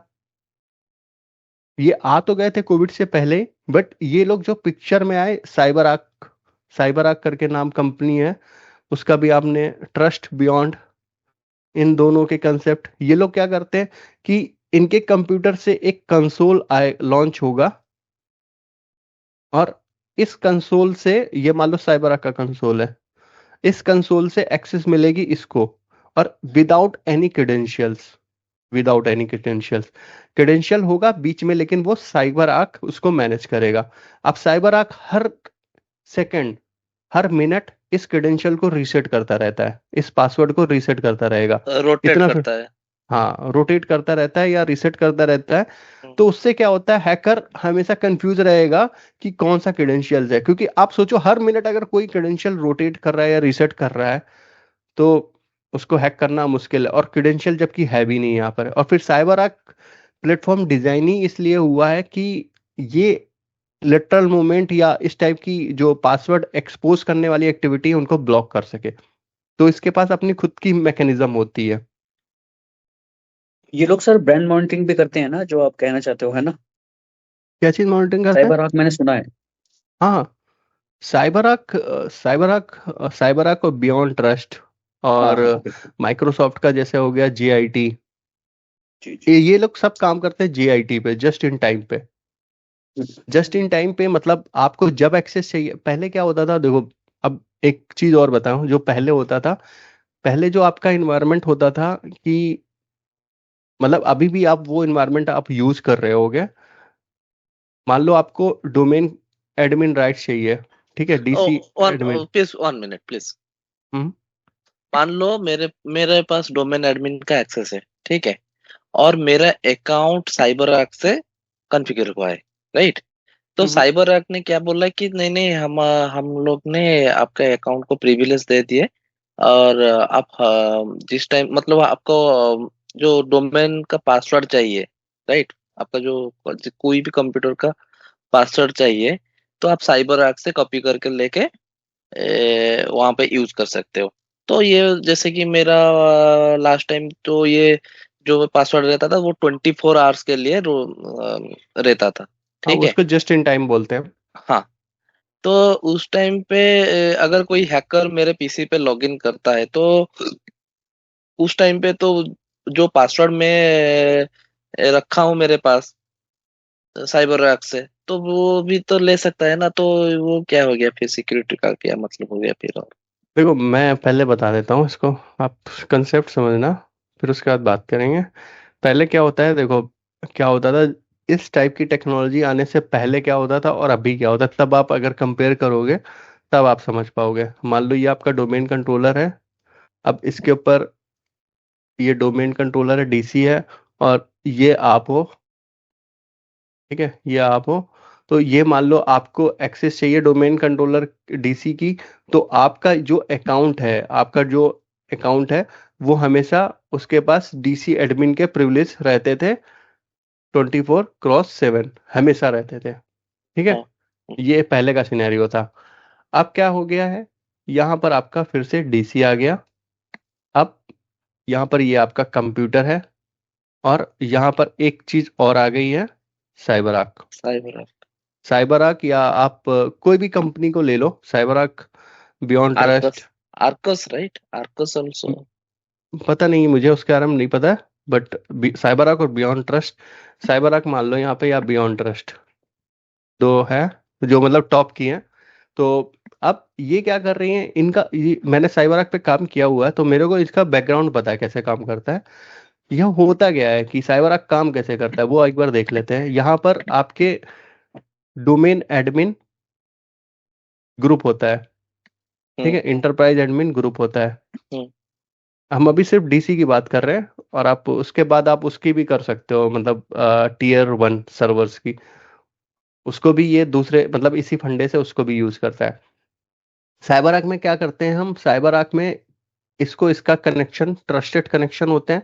साइबर आर्क का पूरा कंसेप्ट में कुछ साइबर आर्क के प्राइमरी सर्वर्स होते हैं, उनको हम बोलते हैं ब्रिज सर्वर्स बोलते हैं, या फिर आप उसको बोल सकते हो फ्रंट एंड सर्वर, ठीक है, या RDP, जिनका जो RDP का काम करते हैं, ठीक है। ये साइबर आर्क से ट्रस्ट ऐसे होता है। और यहाँ पे जो साइबर आर्क के हम ग्रुप्स बनाते हैं, ये मान लो ग्रुप बनाया हमने किसके लिए, साइबर आर्क, और ये बनाया डोमेन एडमिन के लिए, ठीक है। और इसमें मैंने डाल दिया आपका अकाउंट। आपका अकाउंट ये वाला नहीं रहेगा जो आपका यहाँ पे था, ये वाला नहीं रहेगा। यहाँ पर मैं साइबर आर्क में आप पुल आईडी क्रिएट किया, मैंने पुल आईडी बोलते हैं इनको, पुल आईडी बनाई मैंने डोमेन एडमिन के लिए, ठीक है, पुल आईडी डोमेन एडमिन के लिए बनाई। और ये पुल आईडी से मैंने लिंक कर दिया, हो सकता है यहाँ पर मल्टीपल पुल आईडीज हो, P1 P2 ऐसे करके पुल आईडीज हो, ठीक है, ये इससे लूप कर दिया मैंने। अब साइबर आर्क में ये फीचर है कि ये जिस ग्रुप से लिंक रहेगा या जिस मान लो ये P1 P2 का पासवर्ड ये रीसेट करता रहेगा। साइबर आर्क को परमिशन है P1 और P2 का पासवर्ड पुल आईडी, और ये पुल आईडी तुम्हारी लिंक है डोमेन एडमिन के साथ में। करेक्ट, यहाँ पे भी यही होता था कि तुम्हारा अकाउंट होता था, तुम्हारा अकाउंट किसका मेंबर था? डोमेन एडमिन का मेंबर था। Correct, correct. ठीक है। यहाँ पर क्या हो रहा है, बस इतना चेंज किया है कि इन्होंने तुम्हारा अकाउंट तुम्हारे पास ही है, बस इन्होंने पुल आईडीज बना दी, पुल आईडीज P1 और P2 बना दी, ये दोनों पुल आईडीज डोमेन एडमिन की मेंबर हो गई। करेक्ट, ये किया इन्होंने। अब पुल आईडीज का जो पासवर्ड है वो हर मिनट या हर सेकंड जब जब पुल आईडी यूज होगी, ये हमेशा इसका पुल आईडीज का पासवर्ड रीसेट करता रहेगा। ओके, ये इसमें इसके साइबर आर्क में मैकेनिज्म है। आप क्या करोगे, आपको एक पुल आईडी, आपके पास कंसोल मिला साइबर आर्क का, आप अपने यूजर से लॉगिन किया, आपने नॉर्मल यूजर या स्टैंडर्ड यूजर जो भी है जिसके ऊपर MFA लगा हुआ है, मल्टी फैक्टर ऑथेंटिकेशन यूज किया, आपने लॉगिन कर लिया इस पोर्टल पे। आपको क्या दिख रही है यहाँ पे? पुल आईडी दिख रही 1, और पुल आईडी 1 से मैप दिख रहे हैं सर्वर DC1, DC2, DC3। आपने इस पुल आईडी को यूज करके DC1 पे क्लिक किया तो ये रिक्वेस्ट चली गई इस RDP के पास। ये RDP क्या करेगा, उस DC को एक्सेस करके आपको दिखा देगा। ठीक है, आपने यहाँ पर कोई क्रेडेंशियल नहीं डाले P1 के, पुल आईडी 1 के, आपको DC का रिमोट आ गया। तो इस वाले केस में क्या है, आपने कहीं क्रेडेंशियल नहीं डाले और फिर ये P1 का हर बार क्रेडेंशियल रीसेट हो रहा है, हर मिनट या हर टाइम, 1 घंटे या आधे घंटे, 15-20 मिनट में रीसेट हो जाता है ये। तो आपको कहीं पे भी कोई इनपुट नहीं करना पड़ा, क्रेडेंशियल ना कुछ। और दूसरा क्या है, आपने इस पे जो लॉगिन किया है वो मल्टी फैक्टर ऑथेंटिकेशन यूज करके लॉगिन किया है। तो ये एक सेफ्टी आ गई यहाँ पर। और फिर ये जो रिक्वेस्ट होती है ये एक जंप सर्वर पे जाएगी। ये जंप सर्वर जो इसी का सर्वर होगा, साइबर आर्क का RDP सर्वर, वो आपकी रिक्वेस्ट आगे इनिशिएट करेगा। मतलब यहाँ से फिर से दूसरी रिक्वेस्ट इनिशिएट हुई है, पहली रिक्वेस्ट ये यहाँ से आई है, दूसरी रिक्वेस्ट यहाँ से गई है। तो ये इसका ऑटोमेटिक प्रोसेस होता है इसके RDP सर्वर का, कि पहली रिक्वेस्ट ये है, दोनों रिक्वेस्ट अलग है, ये अलग रिक्वेस्ट है। ठीक है, तो ये होता है। अब जब दूसरा आप बता रहे हो कि यहाँ पर मान लो P3 एक आईडी बनी, जो बनाई गई है कि बहुत सारी ऐसी एक्टिविटी होती हैं जिन पे हमें पासवर्ड डालना पड़ता है, वो एक्टिविटीज होती हैं। जैसे मान लो आपको यहाँ पर एक नया डोमेन कंट्रोलर प्रमोट कर रहे हो, ठीक है, डोमेन कंट्रोलर प्रमोट कर रहे हो या डिमोट कर रहे हो, तो उस टाइम पर आपको डोमेन एडमिन के क्रेडेंशियल चाहिए, क्योंकि वो ADDS में डालने पड़ते हैं।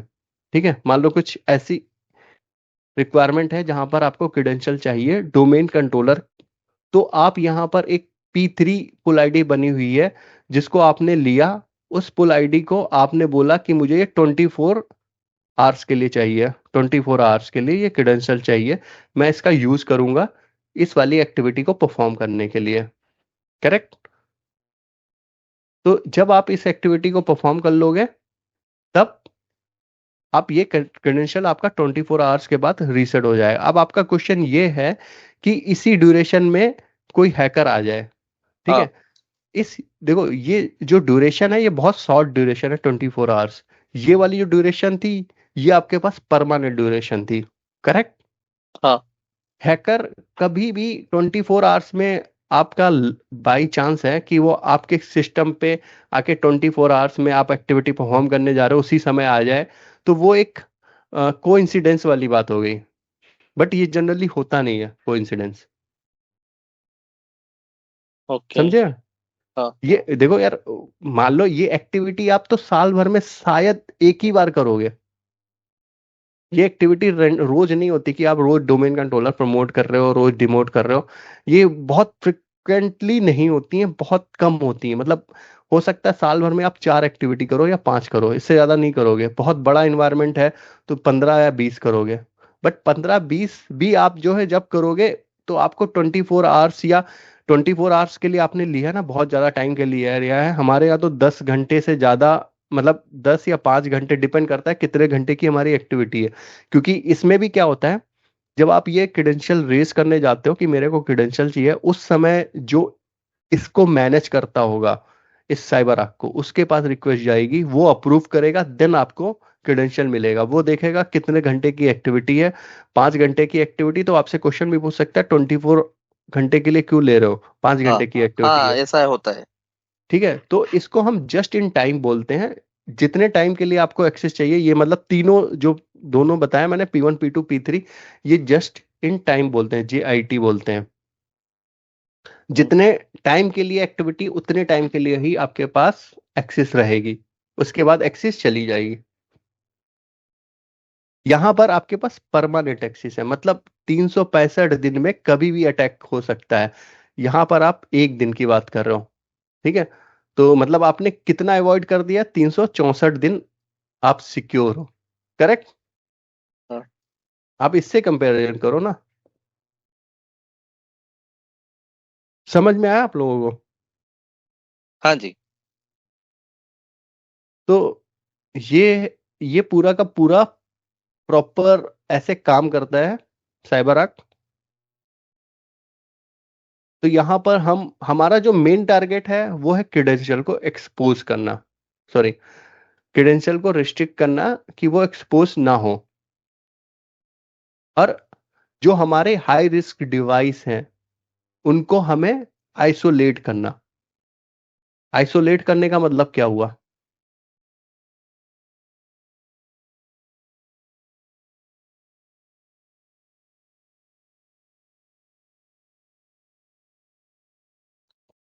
सेफ रखना, आइसोलेट देखो, किया, सेफ। अरे आप लोग, अभी तो अलग कोविड अलग ही आया रखना। था। कोविड ही आया था ना, कोविड में जिसको कोविड हो जा रहा था हम उसको आइसोलेट कर दे रहे थे। हम्म। तो क्या कर रहे थे? आइसोलेट का, ताकि और लोग इन्फेक्ट ना हो। करेक्ट। मतलब चिन्हित कर सकते हैं, तो मतलब चिन्हित नहीं यार, चिन्हित का मतलब हाँ, ये हो गया, आइसोलेट का मतलब ये हो गया कि आपने उनको अलग थलग कर दिया उस पूरे इन्वायरमेंट से। उससे क्या होगा कि आगे चीजें नहीं फैलेंगी। मतलब किसी को कोविड हो गया, मान लो ये कोविड हो गया, तो आपने उसको क्वारंटीन कर दिया था। उस समय क्वारंटीन वर्ड था, क्वारंटीन का मतलब आइसोलेट ही हो जाता है। तो आपने उसको हम्म। पूरा बंद कर दिया। ठीक है, अब बंद कर दिया तो मतलब कोई ना अंदर जा सकता ना कोई बाहर जा सकता है, क्वारंटीन कर दिया। तो वो आइसोलेट कर दिया, बिल्कुल अलग कर दिया। तो यहाँ पर क्या है कि हमें जितनी भी हाई रिस्क डिवाइस हैं उनको वर्क स्टेशन, मतलब एंड यूजर से आइसोलेट कर देना है। सेपरेट कर दिया, जैसे हाँ, जैसे कि सेपरेट कर देते हैं। हाँ सेपरेट बोल सकते हो। तो उसको हम कैसे कर सकते हैं? थ्रू GPO कर सकते हैं। बट वो यूजर, एंड यूजर वो सर्विसेज डोमेन पे लॉगिन करता रहेगा। बट आइसोलेट करने का मतलब यहाँ पर क्या है कि फिर से एक्सपोज पासवर्ड को वो यूज ना कर, मतलब पासवर्ड को यूज ना कर सके। अगर उसके पास पासवर्ड हो भी तो वो लॉगिन ना कर सके। ठीक है, इस इसको करने के बाद जस्ट सपोज मान लो ये पूरा आप कर लेते हो टीयरिंग। तो इसका एक एग्जांपल यही देता हूँ कि मान लो आपके पास डोमेन कंट्रोलर है और यहाँ पे इंड यूजर है। इंड यूजर के पास डोमेन डोमेन एडमिन का तो कोई पासवर्ड होता नहीं है। डोमेन एडमिन में कोई यूजर होता है। करेक्ट। हम्म। जिस जो इसका मेंबर होगा, मान लो ये यूजर है, इसका पासवर्ड इसके पास पता है, यहाँ पे इस वाली डिवाइस को पता चल गया। मान लो इस पे कोई यूजर लॉगिन करता है, राम को पता चल गया। ये पूरा करने के बाद, टीयरिंग के कंसेप्ट करने के बाद, ये राम इस पे लॉगिन करना चाहेगा तब भी लॉगिन नहीं कर पाएगा।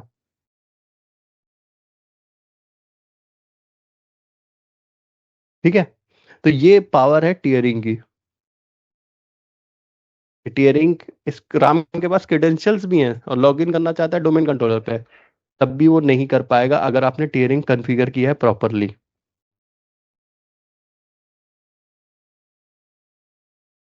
अब यहाँ पर क्या है, इनहेंस विजिबिलिटी। ठीक है, ये क्रिटिकल क्रिटिकल एसेट आइसोलेशन समझ में आ गया ना सभी को? हम्म। ठीक है, तो यहाँ पे इनहेंस विजिबिलिटी में क्या हो गया कि हम हर जोन को प्रॉपरली डिफाइन कर देंगे और उन पे मॉनिटरिंग भी अप्लीकेबल कर सकते हैं।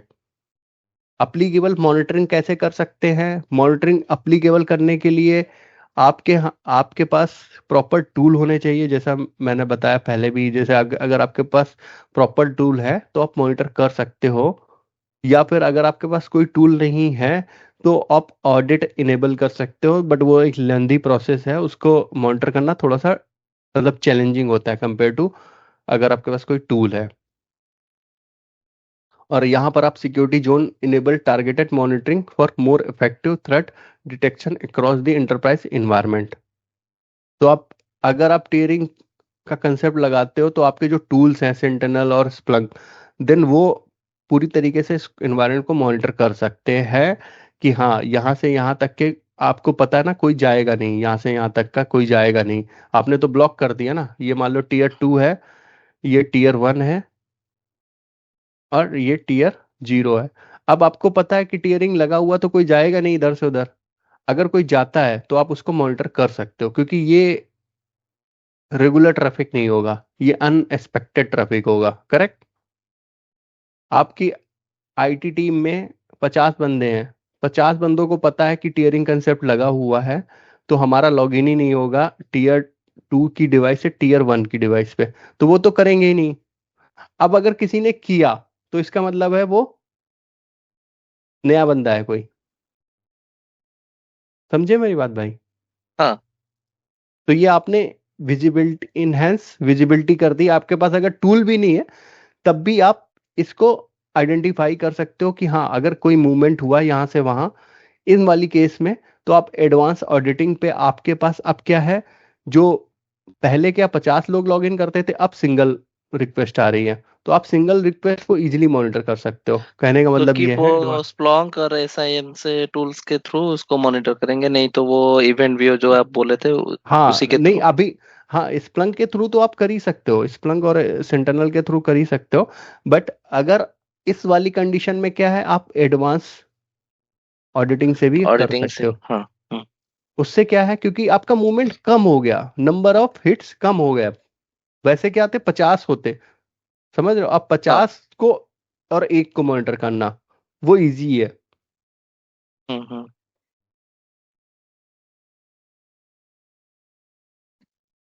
अब ये क्या है, मैंने विदाउट एक्सपेंसिव न्यू टूल, मतलब हम आ, कोई पैसा खर्च कर नहीं रहे, तो कंपनी का आरओआई बढ़ेगा, तो इसलिए इसको आप यूज कर सकते हो। तो ये है पूरा टीयरिंग कंसेप्ट।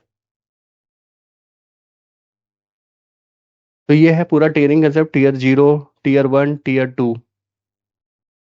ठीक है?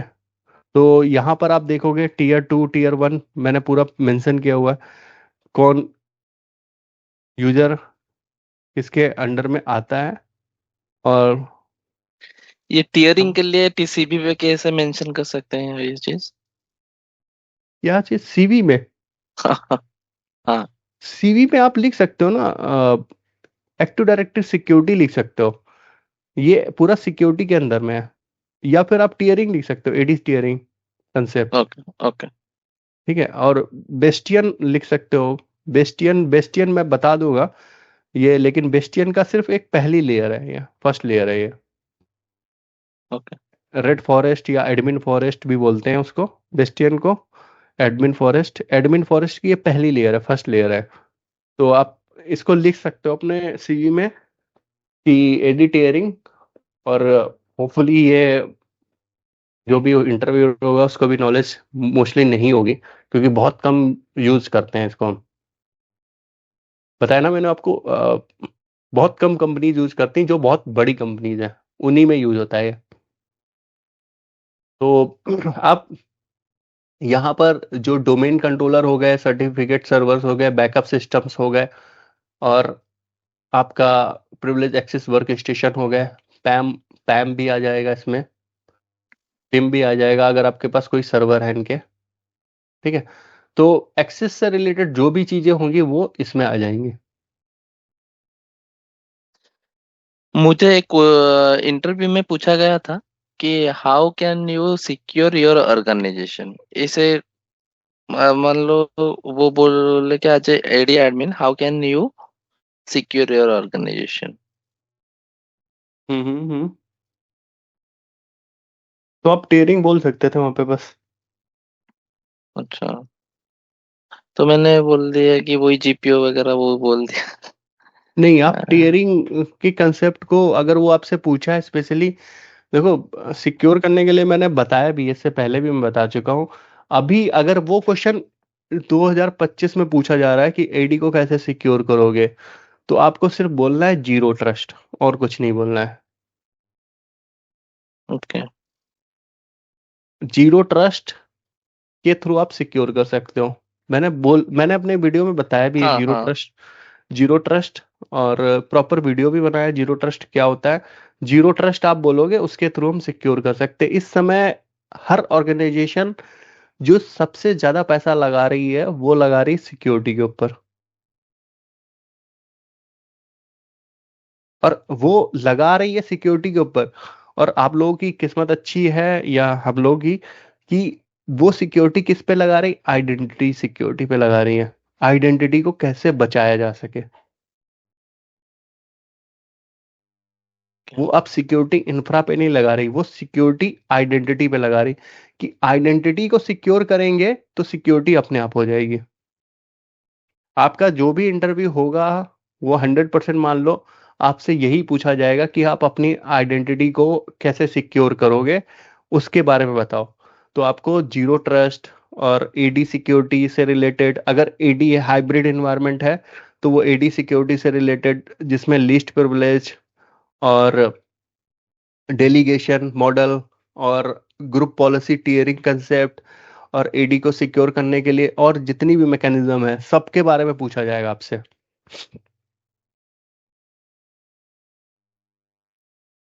तो ये जो वीडियो है बहुत इंपॉर्टेंट है, अगर आप इसको कंसेप्ट को समझ लेते हो। तो एक चीज पूछनी थी, ये अभी ये कवर हो गया क्या?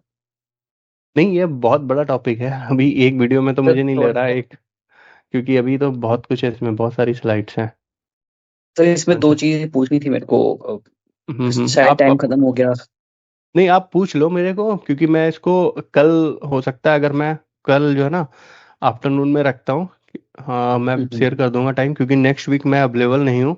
तो कल मैं कर लेता हूँ इसकी क्लास, तो ये पूरा कंसेप्ट भी एक साथ हो जाएगा ना, तो अच्छा है, आप लोग भूलोगे भी नहीं। सर मैं यूँ कह रहा था कि सर आप जिस कंपनी की बात कर रहे थे कि वो जो भी कोरोना था, तो मतलब उस कंपनी को सर की रिक्वायरमेंट कैसे पड़ गई अचानक से? पहले सब कुछ सही चल रहा था, अचानक से कैसे रिक्वायरमेंट आ गई? और फिर ये नया चैलेंज ऐसा नहीं, ये नया चैलेंज क्यों लिया गया इसको? क्योंकि अगर बहुत ही कोर लेवल पे बात करें, अगर कोई एक एडी का बंदा है या फिर कोई एक इंफ्रास्ट्रक्चर लेवल पे कोई बंदा काम कर रहा है, तो मुझे लगता है कि ये सारी स्ट्रेटजीज तो उसको पता ही होंगी कि ठीक है, भाई सर्विस अकाउंट्स के पासवर्ड्स वगैरह रीसेट, पासवर्ड रोटेशन है, कुछ हार्डनिंग वगैरह। तो क्या सर ये जो पॉलिसीज है या फिर ये जो हार्डनिंग्स हैं, ये इनिशियली इम्प्लीमेंट नहीं हो रखी होती हैं या फिर कैसे सर, ये पिक्चर में कैसे आया सर उस वक्त ये? देखो मैं बताता हूँ तुम्हें, जो अभी एक कंपनी हैक हुई थी, जो 2 मिलियन का जो हॉस्पिटल का मैं एग्जांपल बताया, उस पर तो मैंने डेडिकेटेड वीडियो भी बनाया उस हॉस्पिटल का। उन्होंने क्या किया कि उनका जो एक सर्वर था, बैकअप सर्वर था, जब भी उन्होंने उसको डिप्लॉय किया, और बैकअप सर्वर पे के लिए उन्होंने एक एडी अकाउंट बनाया था, डिफॉल्ट एडी अकाउंट, और उस अकाउंट का नाम भी उन्होंने रखा था बैकअप एडमिन करके, कुछ नाम रखा था उस यूजर का, और उसका पासवर्ड था backup@123। और इस जो बैकअप सर्वर था उसको उन्होंने एक्सपोज कर दिया पब्लिक आईपी से, कि उसको आरडीपी ले सके अपने घर से। उसको उन्होंने इस पे पब्लिक आईपी डाल दी। अब इन्होंने पब्लिक आईपी डाल दी, एक्सपोज कर दिया आपने, तो भाई ऐसी बहुत सारी वेबसाइट्स हैं इंटरनेट पे अवेलेबल हैं, मैं उनका लिंक भी दे दूंगा, मैंने उनको अपने वीडियो में दिखाया भी है। उस वेबसाइट के थ्रू आप पब्लिक आईपी को ट्रैक कर सकते हो कि वो पब्लिक आईपी कहाँ यूज हो रहा है। इवन इस वेबसाइट के ऊपर आपको ये इन्फॉर्मेशन मिल जाएगी कि ये आईपी किस सर्वर पे यूज हो रहा है, उसका ओएस क्या है, उसके ऊपर कौन कौन से अकाउंट क्रिएटेड है। इससे ज्यादा आपको क्या चाहिए। और आपको अकाउंट पता चल गया, मान लो यहाँ पे बैकअप पता चल गया, इसका नाम बैकअप एडमिन है। उसके बाद backup@123 आप खुद ही ट्राई करोगे, करेक्ट। तो ये हो गया इनका काम। इन्होंने उसने जो है इसको एक्सेस किया। ये पूरी की पूरी जो रिसर्च है मैंने वो पूरा पढ़ा था और उसके ऊपर ही मैंने वीडियो बनाया। इसको एक्सेस करने के बाद वो बैकअप सर्वर पे एक्सेस करने के बाद वो एडी में चला गया। आधे 30 मिनट के अंदर पूरी ऑर्गेनाइजेशन क्रैश हो गई। 30 मिनट के अंदर। ये अभी तक का सबसे फास्ट अटैक है वर्ल्ड वाइड। 30 मिनट के अंदर कोई एडी तक नहीं पहुंचा आज तक, बट ये यूजर पहले पहुंच गया। क्योंकि क्या है, सर्विस अकाउंट का पासवर्ड मिल गया उसको, और सर्विस अकाउंट आपका एडी के ऊपर लिंक होता है।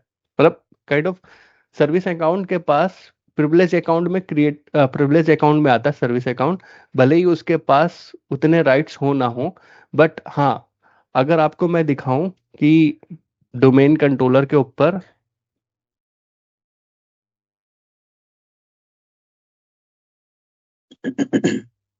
ग्रुप पॉलिसी में जाऊं, तो ये मैंने शायद निशांत और आप लोगों को दिखाया था बहुत पहले। मे बी मैंने मॉडिफाई किया हो इस पॉलिसी में, बट लेट मी चेक कि हुआ है या नहीं हुआ है। अगर ये जो ग्रुप पॉलिसी मैंने ओपन की है वो पर्टिकुलर इस डोमेन कंट्रोलर की ग्रुप पॉलिसी है, करेक्ट।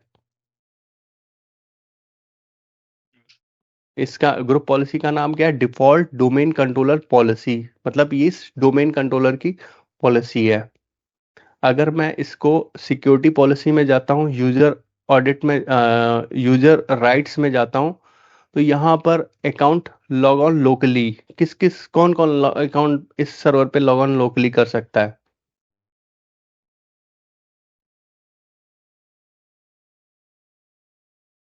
इस सर्वर पे ये जो है डोमेन कंट्रोलर की पॉलिसी है, ये डिफॉल्ट है।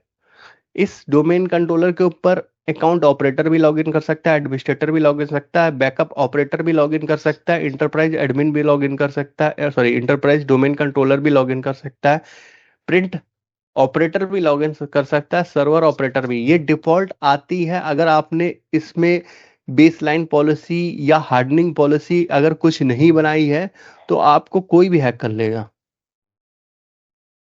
क्योंकि आप किसको मॉनिटर करोगे, डोमेन एडमिन, इंटरप्राइज। अब इनको थोड़ी ना मॉनिटर कर रहे हो, अकाउंट ऑपरेटर को, बैकअप ऑपरेटर को। मैं वही बता रहा हूँ, बैकअप ऑपरेटर आपने यहाँ ऐड कर रखा है, हो सकता है यही बैकअप ऑपरेटर उस सर्वर पे ऐड कर रखा हो। अब इस सर्वर पे भी तो वो एक्सेस कर लेगा जिसके पास बैकअप ऑपरेटर होगा। ये अलाउ लॉग ऑन लोकली है। अगर रिमोटली देखे, रिमोटली में सिर्फ एडमिनिस्ट्रेटर पड़ा है, बट बाय डिफॉल्ट यहाँ पे ये भी होते हैं। मैंने इसको हटाया था इन लोगों के साथ में, तो यहाँ पर आप देख रहे होगे ना कि अलाउ लॉग ऑन लोकली और रिमोटली, इन सारी चीजों को आपको हटाना पड़ेगा। अगर आपने यहाँ से हटा दिया, और ये हम टेयरिंग के कंसेप्ट में यही करते हैं, अलाउ लॉग ऑन। ये अगर आप यहाँ पे देखोगे, log on as a batch job कौन कर सकता है, आईएएस सर्वर भी कर सकता है, आईएएस यूजर भी कर सकता है। तो ये तो डिफॉल्ट है। और deny log on locally define नहीं है। ये सारी चीजें डिफाइन करनी पड़ेंगी, कौन नहीं कर सकता है, कौन कर सकता है, इस डोमेन कंट्रोलर के ऊपर। यही पूरा टियरिंग का कंसेप्ट इसी ग्रुप पॉलिसी के ऊपर है। इतनी ग्रुप पॉलिसीज हैं जो हमारी। यस, एक बार ये फाइन ग्रेड पासवर्ड पॉलिसी एक बार कॉन्फ़िगर हम लोग कर सकते हैं क्या? वो कर लेंगे यार, अभी एक वो अलग कंसेप्ट है। आप मतलब कंसेप्ट को मर्ज मत करो, वो हाँ, अलग ठीक है, ये अलग है। ठीक है। ठीक। तो जो जो ये अपन अभी पढ़ेंगे स्टीयरिंग वाले में सर, ये हम लोग इसी को पढ़ेंगे, मतलब कि बेसलाइन पे हार्डनिंग को हम करेंगे, ऐसा कुछ? हार्डनिंग देखो, हार्डनिंग हर कंपनी के हिसाब से होती है। हार्डनिंग जो है, माइक्रोसॉफ्ट आपको एक हार्डनिंग का पॉलिसीज का डंप देता है। आपको लगता है कि ये पॉलिसी आपके यहाँ होनी चाहिए, नहीं होनी चाहिए, तो आप हार्डनिंग कर सकते हो।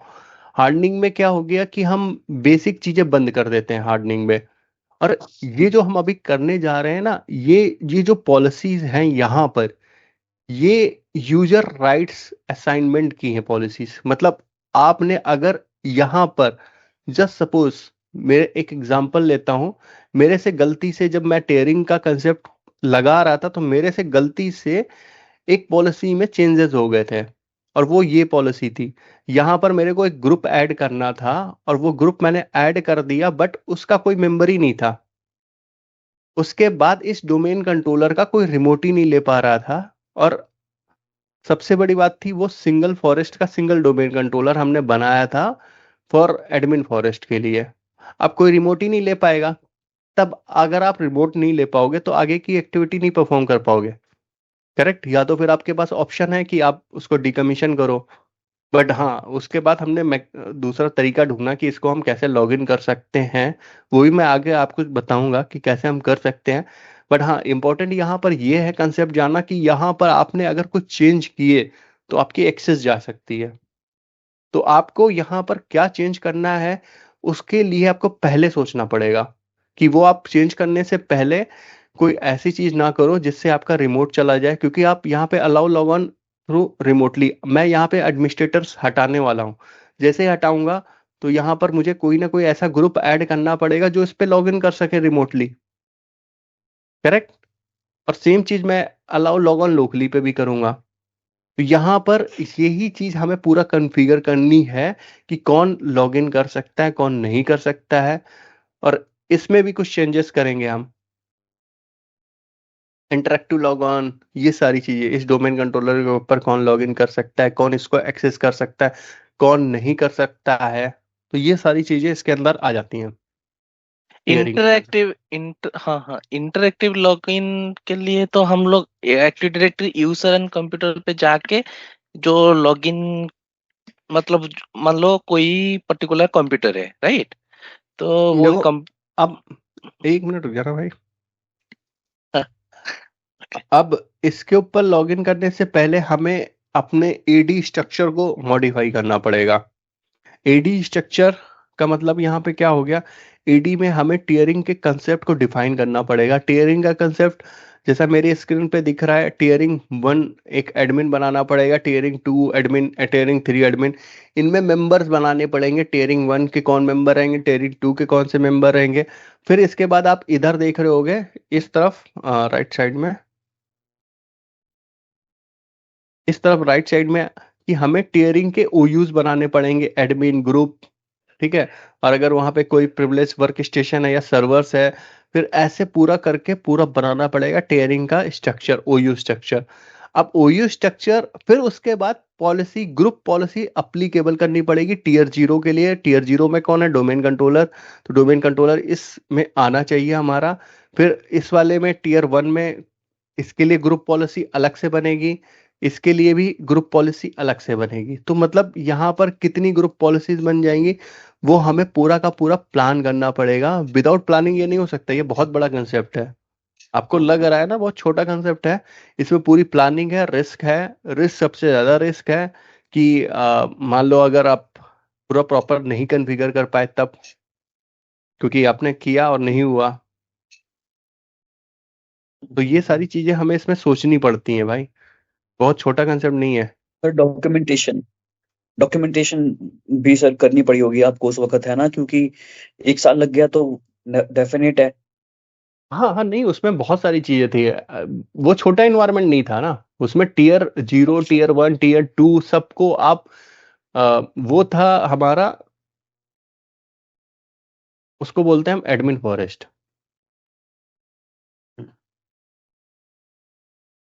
एडमिन फॉरेस्ट अगर आप सर्च करोगे तो ये मिल जाएगा, एडमिन फॉरेस्ट। इसको हम रेड फॉरेस्ट भी बोलते हैं, रेड फॉरेस्ट। अब ये लेकिन दोनों चीजें कन्फिगर होती हैं इसके थ्रू ही, टीयरिंग के कंसेप्ट को यूज किया जाता है। और इनके साथ में होता है साइबर आर्क, साइबर आर्क भी इसका पार्ट होता है। और साइबर आर्क जब मिलता है तो इसको बोलते हैं हम पूरा बेस्टियन होस्ट, बेस्टियन कंसेप्ट बोलते हैं, बेस्टियन होस्ट। तो इसमें आप एडमिन को, कौन से एडमिन को? टीयर 0 और टीयर 1 दोनों को सिक्योर कर सकते हो। इवन अगर आप चाहते हो टीयर 2 को भी सिक्योर करना तो वो भी कर सकते हो। बट ये टीयर 2 को सिक्योर करना बहुत बड़ा काम होता है, क्योंकि इसमें डिवाइस आपकी पास हो सकती हैं, मिलियंस हो, डिपेंड करता है ऑर्गेनाइजेशन के ऊपर। समझ रहे हो? यहाँ पे तो लिमिटेड होंगे, यहाँ पे हो सकता है 10 हो या 20 हो, यहाँ पे हो सकता है 100 यूजर्स हो या 200 हो, बट यहाँ पे तो आपके हो सकता है 1 लाख यूजर हो, 2 लाख यूजर हो, 3 लाख यूजर हो। सबको ऑनबोर्ड करना, सबको मैनेज करना बहुत बेस्ट बड़ा काम। इन बेस्ट इन सर्विसेज मतलब क्या हो गया, और एक बार बताओ ये। बेस्टियन जो मैंने आपको एक शुरुआत में साइबर आर्क का पूरा एग्जांपल बताया हाँ था ना, हाँ हाँ। वो उसको हम बेस्टियन होस्ट भी बोलते हैं। अब उसको आप साइबर आर्क भी बोल सकते हो अगर वो एडी के साथ में इंटीग्रेटेड है, और टीयरिंग कंसेप्ट भी है। AD plus tiering plus CyberArk है, तो उसको हम बेस्टियन बोलते हैं। उस प्रोजेक्ट को ही हम बेस्टियन बोलते हैं। माइक्रोसॉफ्ट ने भी इस प्रोजेक्ट को बेस्टियन, अगर माइक्रोसॉफ्ट के पोर्टल पे जाओगे तो बेस्टियन का काम क्या होता है, काइंड ऑफ बेस्टियन यहाँ पे साइबर आर्क काम करता है। साइबर आर्क आपके पासवर्ड को आगे यूज नहीं करोगे आप, पासवर्ड, करेक्ट? अच्छा तो माइक्रोसॉफ्ट ने भी, मैंने इस सर्विस को यूज किया नहीं है। अगर आप यहाँ पे जाओगे तो बेस्टियन कहीं पे देखा था मैंने, माइक्रोसॉफ्ट भी अब देने लगा है वो बेस्टियन की सर्विसेज। हाँ, ये बेस्टियन। पहले से ही है इसमें। तो ये बेस्टियन की सर्विस आप यहाँ पे भी यूज कर सकते हो। तो अब ये देखना पड़ेगा। हाँ, RDP bastion allow web hmm based RDP access to your VNet. ठीक है, तो आप यहाँ पे विदाउट क्रेडेंशियल सारी चीजें आपकी चलेंगी। ठीक है, तो ये साइबर आर्क भी वही काम करता है। साइबर आर्क भी विदाउट क्रेडेंशियल ही आपका लॉगिन करा देगा आपके जो भी टीयर 0 के या प्रिविलेज टायर्स पे लॉगिन करा देगा। ठीक है, तो ये होता है ये पूरा। हाँ, ये जो टायर 0, टायर 1, टायर 2, ये जो आप बोले, ये कौन से मतलब कहाँ पे ये चीज सब कॉन्फ़िगर होता है? मतलब हर कोई डोमेन कंट्रोलर पे होता है या फिर कोई यार, दूसरी डोमेन कंट्रोलर पे आप पॉलिसी बनाओगे, एक इसके लिए पॉलिसी बनाओगे, हम्म, एक इसके लिए पॉलिसी बनाओगे, और एक इसके लिए पॉलिसी बनाओगे। ठीक ओके है, एक इसके लिए पॉलिसी बनाओगे। अब आप पॉलिसी में डिफाइन करोगे कि यहाँ के यूजर कंप्यूटर इसको एक्सेस ना कर सके, यहाँ के यूजर इस कंप्यूटर इसको एक्सेस ना कर सके, यहाँ के यूजर इसको भी एक्सेस ना कर सके, यहाँ के यूजर इसको भी ना एक्सेस कर सके। ठीक है, ओके सर्विसेज एक्सेस होंगी, बस एक्सेस का मतलब यहाँ पे सर्विसेज एक्सेस होंगी, बट कोई पासवर्ड डाल के एक्सेस ना कर सके, और कोई लॉगिन ना कर सके, मतलब कोई फिजिकली लॉगिन ना कर सके। सर्विसेज चलेंगी सारी, मतलब एडी सर्विसेज चलेगी, डीएससीपी सर्विसेज चलेगी। और ये सारे कॉन्सेप्ट पे आ जाता है क्या आपका, ये जो इंटरेक्टिव लॉगिन यही पे आ जाता है क्या? इंटरेक्टिव लॉगिन और नॉन इंटरेक्टिव लॉगिन तो यार वो इस टीयरिंग से कोई लेना देना, वो तो कोई नहीं। नॉर्मल कंसेप्ट है। हाँ हाँ इंटरेक्टिव का मतलब हो गया कि आप जहां पर यूजर नेम पासवर्ड पुट कर रहे हो, यूजर नेम पासवर्ड, वो इंटरेक्टिव लॉगिन है। हाँ नॉन इंटरेक्टिव का मतलब ये होगा जहां पे आप यूजर नेम पासवर्ड पुट नहीं कर रहे हो, वो नॉन इंटरेक्टिव लॉगिन है। हाँ।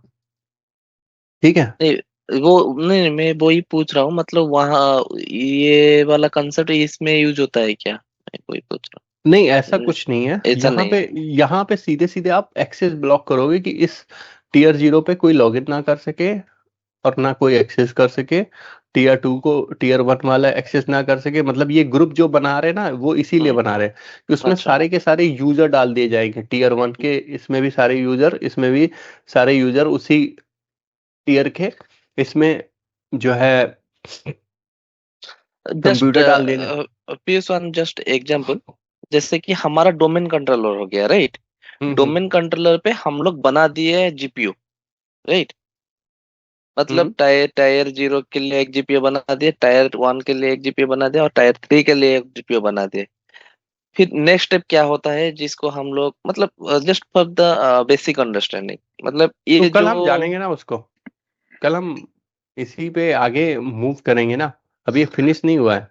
अभी तो मैंने बहुत लिया कुछ है। है। अभी तो इसमें मतलब हमने ये टीयर वाले पे फ्रेमवर्क पे आए हैं। फ्रेमवर्क अभी खत्म भी नहीं हुआ, मतलब स्टार्ट भी नहीं किया है फ्रेमवर्क। अच्छा तो हम अच्छा। इसको पूरा का पूरा डिस्कस करेंगे यार, अभी बहुत कुछ है। अभी तो हमने सिर्फ आपको ये पता चलना चाहिए टीयर होता क्या है, वो अब क्लियर हुआ होगा शायद कुछ परसेंटेज। हाँ। हाँ। हाँ हुआ है। तो वो ये सारी चीजें ना आपको आगे चल के समझ में आएगा, टीयरिंग कैसे काम करता है, क्या है, और कैसे बना सकते हैं, कैसे कॉन्फ़िगर कर सकते हैं, वो भी देखेंगे। पर हम पूरा कंसेप्ट यूज नहीं कर पाएंगे क्योंकि हमारे पास उतना इंफ्रा नहीं है वैसा। समझ रहे हो? आपके पास एप्लीकेशन सर्वर भी होने चाहिए, क्लाइंट मशीन भी होनी चाहिए, तब आप इसको पूरा टेस्ट कर सकते हो। हाँ, पर मैं आपको टेस्ट करके दिखा देंगे कि हाँ हम एक्सेस कर पा रहे हैं नहीं कर पा रहे हैं, क्योंकि पॉलिसी तो वैसी ही होगी। इंफ्रा बनाने के लिए क्या क्या चाहिए और? पूरा इंफ्रा होना चाहिए ना आपके पास जो है। डोमेन कंट्रोलर, इसमें सर्वर्स होने चाहिए, इसमें सर्वर्स होने चाहिए, इस वाले इंफ्रा में कंप्यूटर्स होने चाहिए।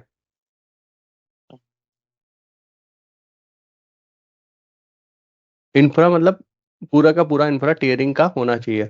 इंफ्रा इन द सेंस कि डोमेन कंट्रोलर, आपके एप्लीकेशन सर्वर्स और एंड यूजर मशीन, ये सारी चीजें आपके पास होनी चाहिए। बट हमारे पास जितना है उतना हम करके दिखा देंगे आपको। डोमेन कंट्रोलर है हमारे पास यहाँ पर, और एक हम एंड यूजर किसी भी सर्वर को बना के उससे एक्सेस करके देख लेंगे कि हम एक्सेस कर पा रहे हैं नहीं कर पा रहे हैं।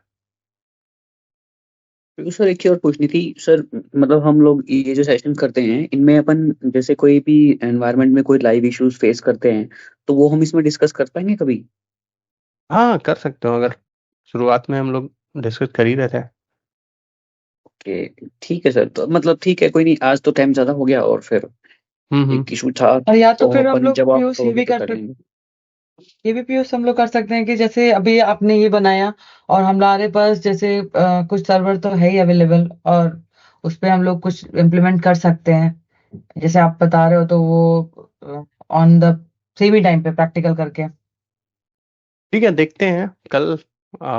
कल मैं 2 बजे के आसपास देखता हूँ, शेड्यूल कर ठीक देता है। हूँ। ठीक ठीक है। है। ओके। ओके। ओके, मिलते हैं कल। ठीक है पीयूष, तो ना मैं ओके। ना हाँ वो ठीक वाला है। जो इवेंट आईडी है ना, मैं ना उसको ना ग्रुप पे डाल देता हूँ ताकि जस्ट एक एफआईआई हो जाएगा हाँ हाँ, नहीं और आप फिर ग्रुप पे जब डाल दो, आपको हो मौका सकता है, लगेगा। संबित को पता हो या राज को पता हो, किसी और को भी पता हो, हाँ तो ग्रुप में डालोगे ना तो अच्छा रहेगा ना। और हाँ हाँ, बिल्कुल बिल्कुल। एनवायरनमेंट वाले जो इश्यूज आते हैं ना, वो हो सकता है आपके एनवायरनमेंट में है, दूसरे के एनवायरनमेंट में ना है, क्योंकि वो हाँ कॉन्फ़िगरेशन हाँ, और एनवायरनमेंट के ऊपर भी डिपेंड करता है। बट हाँ, अगर आप इवेंट आईडी है तो उसका कुछ ना कुछ तो सोल्यूशन होगा। बिल्कुल सर जी, बिल्कुल बिल्कुल। ठीक है, आप शेयर करना। ओके। ठीक है, मैं डाल दूंगा, अभी ओके, डाल दूंगा। Thank you. कल